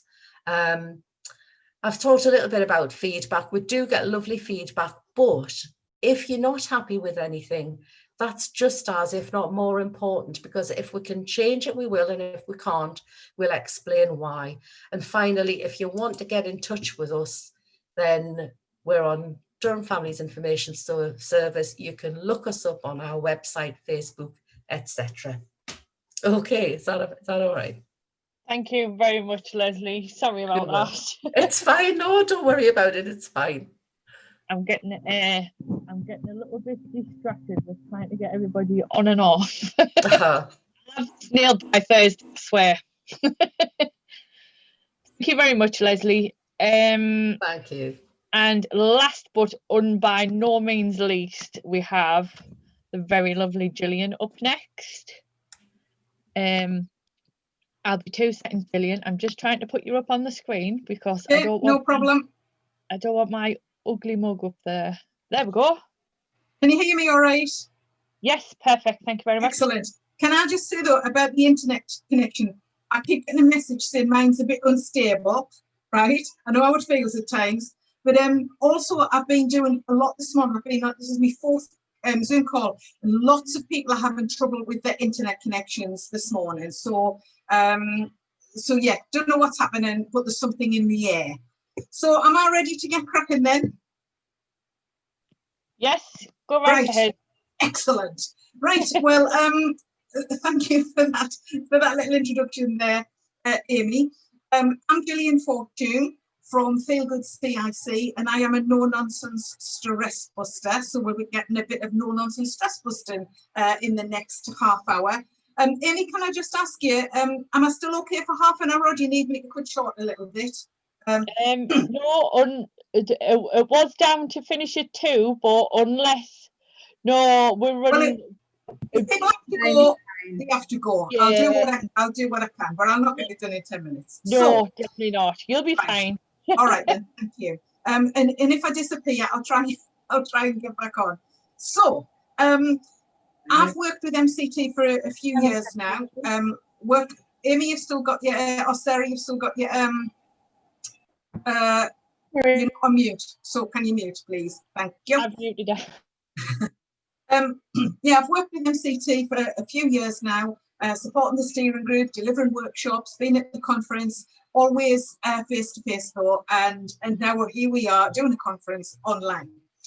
So for a bit of no-nonsense stress busting, in this current situation that we've got a massive amount of uncertainty, and when we feel uncertain, our brains naturally react in a fearful way. So it puts us all massively on edge. So we've got COVID fears, and not just, if you have children that you're worried about, but also for yourselves, who will care for your children if something happens to you. We've got lockdown and everything that brings, the isolation, the lack of being able to contact our family, our friends, and our support networks. And then we've got these dark nights, and our daylight time is shorter, but the days seem so much longer. And then for those of you who are parents supported by MCT, you've got all the trials and tribulations on a daily basis of parenting. And for those of you who are on here and are not clients of MCT, supported by MCT, there's everything else as well, you know, that's going on. This has impacted on everyone. So my aims are to recognise I can't change your situation. What I am going to do, though, is give you techniques to be able to handle the moments in which you find yourself feeling stressed, anxious, or worried. I always teach people, I want people to reduce their overthinking, because at the end of the day, an issue is an issue, but it can be made worse by us overthinking. I want everyone to stop producing as many stress hormones and start producing some feel-good hormones. And then I give people actions so that they can have something to do to be able to take control in a situation. So first of all today, I'm going to actually go over some techniques that you may have already heard from me or been to one of my workshops or whatever, but they're really, really important. So I'm going to give you those and then we'll finish off with a technique to perk us all up. This technique, this first one, it's about, this is my basic technique, the very first and probably one of the most important techniques. And then I'm going to give you a reset technique. And then I'm going to give you a few twists on an old thing. So just very briefly want to talk to you about the stress growth. Just so I can explain what happens in your brain and why this technique is excellent for helping you to halt stress. Your brain's flipping marvellous. However, it sometimes works against us as well as working for us. So what happens is your brain is always on the lookout for threats, right? Now, it's built for that. But historically, going back millions of years, it's built for looking out for threats that are going to kill us. But we don't live in that kind of a society now, thankfully. But what happens is your brain has learned from experience. So if there's a situation, a person, or just anything at all, that when that happens, that causes you to feel stressed, anxious, or worried, your brain remembers that. And so your brain is on the lookout for threats. So anything at all that is going to get the hackles up on the back of your neck or just make you go, or feel a bit anxious or stressed, your brain is picking up on all of those things. Now, this is the old part of your brain, the back part of your brain called the reptilian brain. I have props, the reptilian part of your brain, right? And this part of your brain, this is always on alert, waiting, looking out for anything that's going to make you feel in danger of harm or emotionally uncomfortable. The thing is, with uncertainty, when we're living in these times of, oh, we're just not sure, your brain is on high alert, which means that this is almost switched on pretty much constantly, which creates in a way its own kind of stress. Now, when that picks up a stress signal, then what happens is that sends a message to the middle part of the brain, right? Called the limbic system. Don't matter what it's called, it's the stress bit. The bit that goes, we've got a problem. And once we're in this part of the brain, right, this middle part of your brain, an old part of your brain, then goes, oh, we've got a problem. And it sends a message to every cell in your body in a few seconds, right? And that, so far, is all perfectly normal. What happens is, we don't have a means of stopping this when it goes, ooh. We don't have a means of stopping that. It then goes like that, right? And you know that feeling. You know that feeling when that anxious moment just starts to take off. Something happens and we can then turn that into something big if we don't know how to stop. So what we need to do is get our brains working not from there, move it to the front part of our brain, represented by a dolphin or a shark with a zip. Now, the big question is, I'm pleased you asked, how do we get our brain to go from that one So that one, this is the front part of your brain, the rational thinking part of your brain, right? This one, oh, hang on, show you monkey's bum there. This one is your fearful part of your brain, your emotional part of your brain, and it's driven by anxiety and fear and emotion, and it's very reactive. Whereas the front part of your brain is where we're in control. So how do you get from there to there? Well, I'm going to tell you. Here is the technique. You ready? That's it. Now, some of you might be thinking, that's it. I want my money back, right? No, no, no. That wasn't just any normal breath. That wasn't a breath that goes, that you would do automatically. No, no. This is a breath that you take on purpose. You take this breath on purpose. So when the stress trigger happens and you're about to launch into anxiety mode, you think, right, take me big deep breath. And what happens is the instant you decide to take that big deep breath, you've actually already put your brain in control mode. So just checking that you can still hear me, because I can see myself, Amy, Sarah. Can you have you still got me? Yes, we can all still hear you. Oh, marvelous. It's just, you know, when I can see everyone on screen and sometimes I'm still talking and everyone else has gone in freeze mode. I just wanted to double check because I can't see anybody else. So, where was I? Yeah, so we take this big deep breath. You go, take your big deep breath. The instant we've even thought, take our big deep breath, we're in control mode. However, the taking of the big deep breath on purpose gives you time to think. It gives you an action to do that's really positive and productive. So you think, you get the stress trigger, you go, right, take me a big deep breath. When you get to the top of that breath, you say to yourself, I am in control.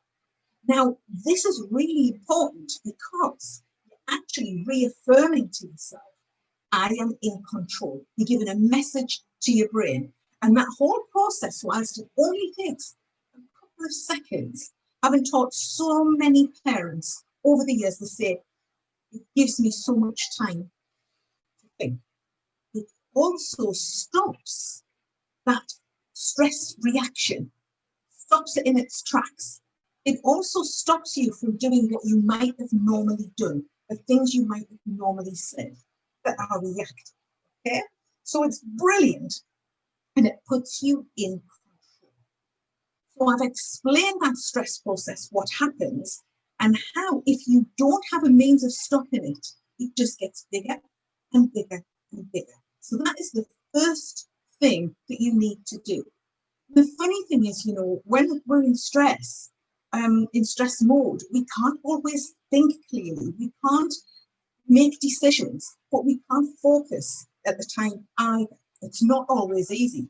And funnily enough, I was teaching a class this morning, and I was saying about, I was actually fully teaching them the same technique.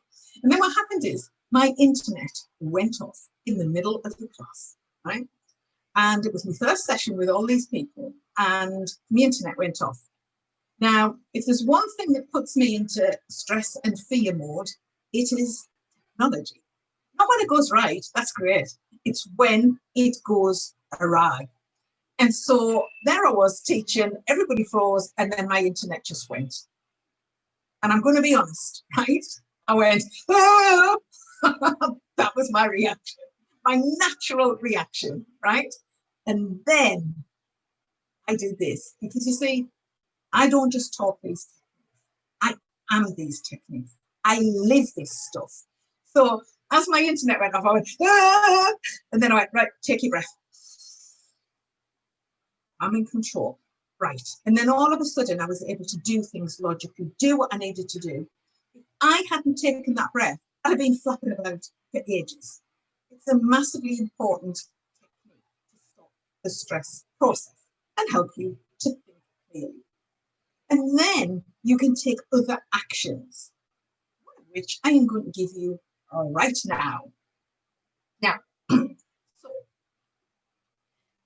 when we get that stress reaction, and we don't have a means of stopping it, we go into this stress process. And once we're in it, our nervous system, a part of our nervous system called our sympathetic nervous system, that kicks in. That's your stress response. Okay?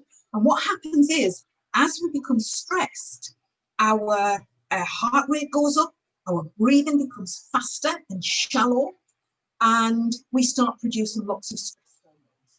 Okay? It's not good for us.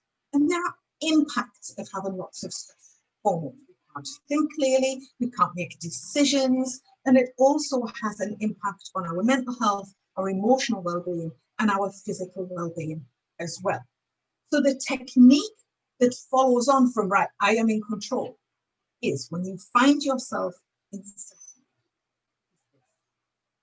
you take 3 long, slow, deep breaths. Amy, you messaged me earlier to say the tech was going a bit weird, right? Each time something like that happens, you take your first breath and then you take 3 long, slow, deep breaths.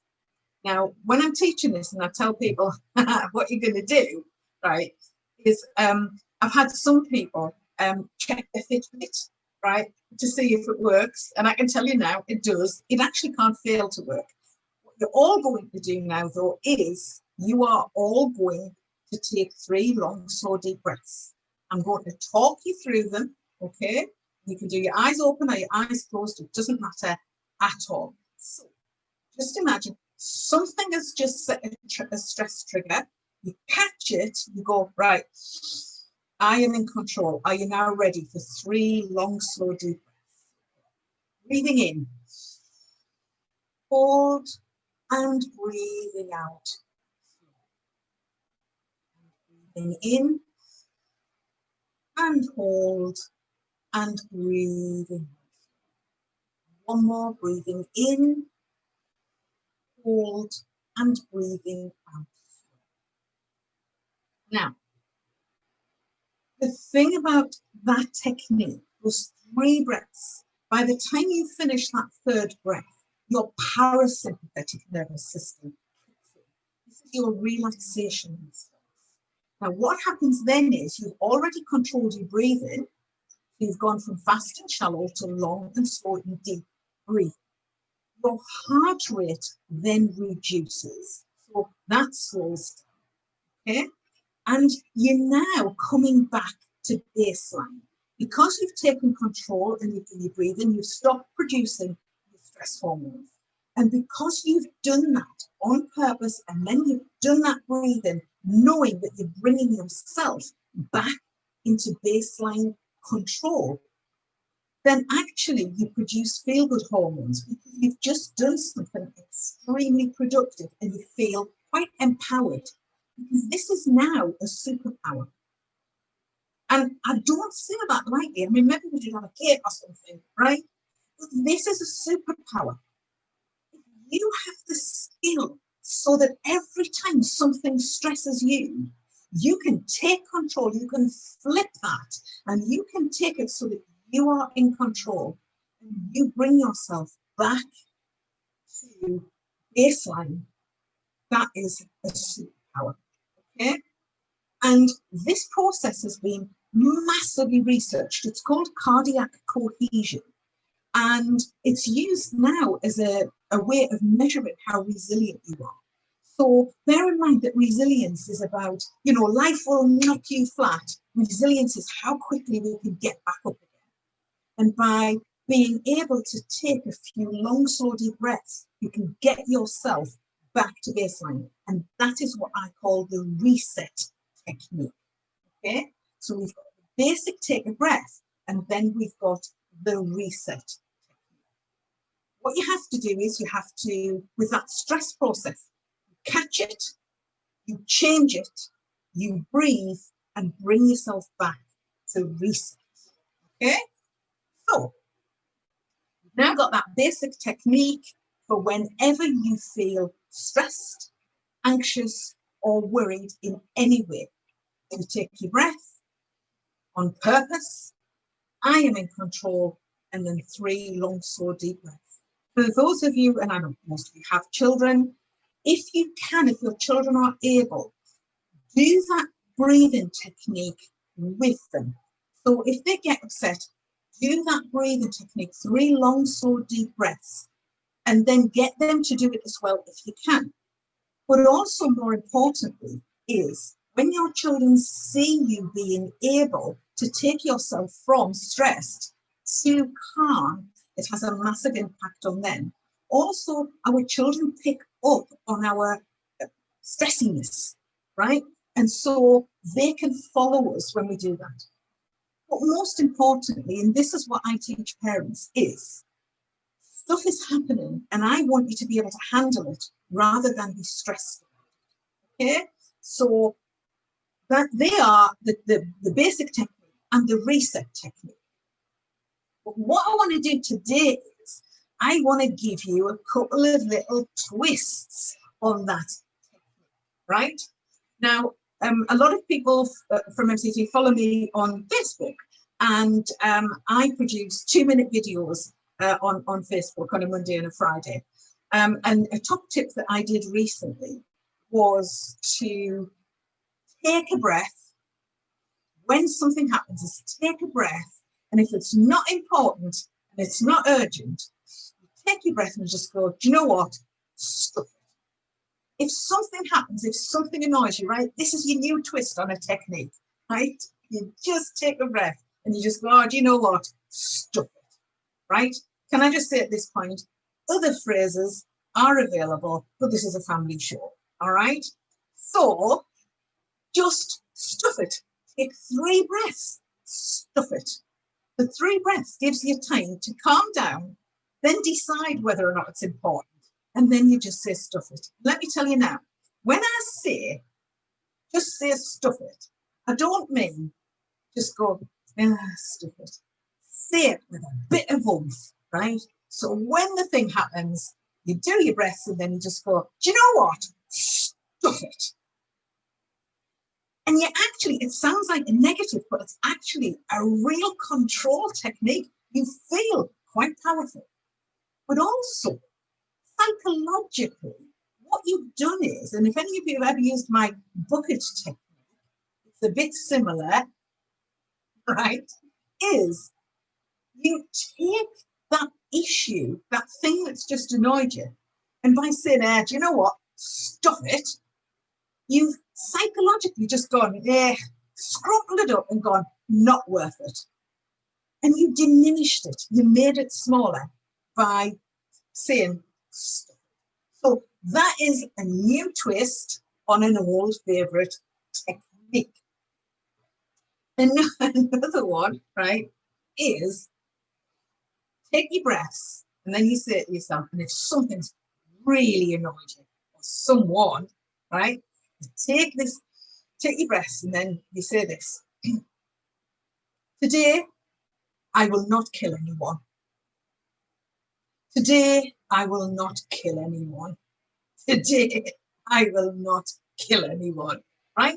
Now, what happens is sometimes you want to kill someone, but actually, by saying to yourself, today, I will not kill anyone, I guarantee one thing's going to happen. You're actually going to laugh at yourself saying, right? Especially if you say it 3 times, right? When you breathe. Today, I will not kill anyone. Seriously? You're saying it, but you're saying it tongue in cheek. And you know what you mean, because you feel like killing someone. But by saying it, and I don't mean it seriously, like, oh, I really want to kill someone. You'll start to find that you find that amusing, okay?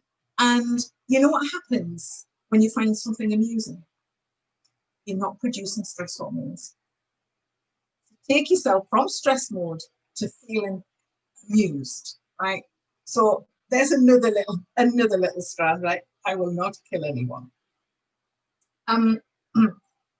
I have, and I've taught so many people about having reminders, having little reminders about the house, right? I love my smiley faces, right? You just keep these around the house so that every time you see one of these, first thing is you have to smile at it, right? That is compulsory. So if you're going to put these around the house, every time you see one, you have to smile at it, whether you want to or not. Because the instant you smile at it, you'll actually smile at yourself, smiling at a plastic smiley face. The other thing is it'll make you smile, right? And that can't be a bad thing. What I also want you to do is have reminders about the house that will remind you to take 3 big, deep breaths. One of the things that and I say this one a lot, is put one of these next to your kettle. Every time you go to switch your kettle on, you see that, switch the kettle on and then breathe. 3 long, slow, deep breaths. Because every time you take 3 long, slow, deep breaths, you are putting your, I'm sorry, I'm a bit, there was just a knock at my door via delivery, but don't worry. It puts you off though, doesn't it? So yeah, take those 3 long, slow, deep breaths, because I want you as often as you can throughout your day to be taking those 3 big, deep breaths for this reason. A lot of the time in your daily lives, there are things that are going to cause you to be in stress mode, right? I don't mean having a panic attack or an anxiety attack, just keeping you simmering away in stress mode. When that happens, your sympathetic nervous system, your stress response is kicking in.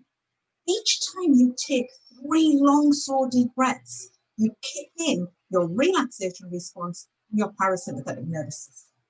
So as often as you can, take 3 big, deep breaths. That's it. And this isn't about doing something that takes time. You can be doing anything and take 3 long, slow, deep breaths. And it will also help you to be able to focus and think more clearly. If ever you have a decision to make and you just can't make a decision, that's usually because you're stressed. Take 3 long, slow, deep breaths and you will find that you are better able to think clearly and make a decision. And the final little twist on that breathing technique is, I want you to get up first thing on the morning and take a breath and have a reminder of this. Take that first breath, then 3 long, slow, deep breaths and say to yourself, whatever comes my way today, I will handle it. And I do that every single morning, and I set myself up for handling stuff. I know that stuff is going to happen, but once we've set ourselves up for whatever comes my way today, I will handle it, right? It's already put you in that frame of mind. And then I just want you throughout the day to keep pressing reset. Before I come on to my final technique, Amy, if anyone any chat, or you can ask whatever, if anyone's got a question, I'm happy to answer any questions. What was that, Gillian? Sorry, you glitched there for 1 sec. I said, if anyone's got any questions, I'm happy to take questions, you know, if anyone has anything, or... Yeah. Yeah, okay. Yeah, no bother. Right, so before we do my final purple technique, right, I just want to say this. I put an enormous amount of time and effort into researching the techniques that I do on how your brain operates, how your brain works. And I do loads of that stuff. The best possible research that I do, though, is having taught many thousands of people these techniques, is the feedback that they work when people use them. And so I am saying to you, do these techniques, use these techniques, because I know that they work, not because of the neuroscience, but because people tell me that they work.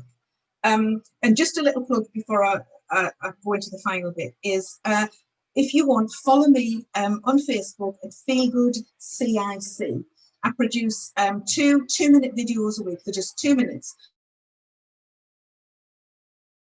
Mondays is a topic, which is a little bit professional, and Friday isn't professional at all. It's something silly that happens to me during whatever week, And I put that on there and I can't stop laughing myself. But anyway, so follow me, Feel Good CIC on Facebook. And I'm now going to give you something to perk you up. Now, some of you, many of you might already know my handy energizer technique, right? Which amazingly, Amy Stewart calls the handy clap, right? Lots of people call it other things, but it's now known as the handy clap. And I've been teaching this technique for about 5 years now. And I tell you one thing, this has never failed me. Every single time it works, right? And it doesn't matter how often you do it, it will work. It's brilliant for when you're feeling fed up, exhausted, and you just can't be chewed, right? This is the technique. 2 things I need to say. 1, your brain cannot be in the same state after you've done this as it was before. Okay. And then the one rule is you have to do it with a bit of welly. So my hand clapping technique, I am about to show it to you in slow motion. Then I'm going to talk you all through it. Okay. So this is the technique, right? We rub our hands 3 times. Then we clap our hands 3 times. And we repeat the whole thing 3 times. I'll just show you in fast motion. We rub our hands, and we clap our hands. You do that 3 times. So if you're all ready, you've got your props, okay? Are you ready? Rub your hands, and clap your hands. Rub your hands, and clap your hands. Rub your hands, and clap your hands, right? And right now your brain's going, get in. I love it. So there you go, right? And that's not a cheap way of getting a round of applause, by the way, right? But the thing is, right, that technique has no use-by date on it. Someone once said to me, that technique you gave me, it was amazing. I loved it. I used it all the time. And then I said, and then what? I said, well, I stopped using it. And she said it as though like it was a complaint, I want my money back. And I'm like, right. I said, well, it's got no use-by date on it, you know. Start using it again. And so just remember to do the technique. Get your kids to do it. Kids love this technique. Do it as a family, right? Get everyone in the house going, oh, do you know what? We're fed up. Let's all clap our hands. You cannot fail to be in a positive mode because your brain will start to produce oxytocin and dopamine. And do you know what? If you set an alarm, that at that time when that alarm goes off, I am going to clap my hands. What happens is, in these times of uncertainty, you create a certainty, right? When that alarm goes off at whatever time, I am going to clap my hands. Now, given that every time you clap your hands, you produce a hit of a feel-good hormone. When you anticipate that that's going to happen, you actually start to produce a brilliant feel-good hormone called dopamine. So by knowing that that is coming up, and then you're going to clap your hands, almost creates an excitement, it creates a reward, and then when that happens, you get a massive hit of feel-good hormone. So I'm going to finish, and I'm going to leave you with that one. Take a big deep breath, put yourself in control, get yourself using the reset technique to stop the stress process and bring you into baseline where you are in control. And then other things, tell your stuff to stuff it, don't kill anyone, and today you'll handle whatever comes your way. And whenever you feel that you need to, do my handy clap technique. There you go. That's me done. Oh, that was exactly half an hour. Oh, right on the button there, Gillian, right on the button. You can tell you've got this time down to a T, haven't you? No, I just keep watching the clock and speed up and slow down as I need to. I'm going to have to do that on Thursday. Thank you very much, and I will be on the ball on Thursday, I promise. Yeah, but you know what? Don't worry, you didn't make the tech go funny. The tech just went funny. And all you have to do, Amy, is breathe. It's just keeping an eye on the times as well. Make sure I know when people are coming on and off. Yes. Don't worry about it. Right, it's only stuff. Do you know what? Yeah. Stuff it. Stuff it. Thank you very much, Gillian. Brilliant. Thank you. Take care. See you Thursday. Bye. Bye. Anybody else who's left on before you disappear, we do have the raffle that we said we were going to do. I'm not sure whether we advertised the raffle, but I did mention at the beginning that we were going to do one. So yes, I'll pass it over to Sarah and Victoria.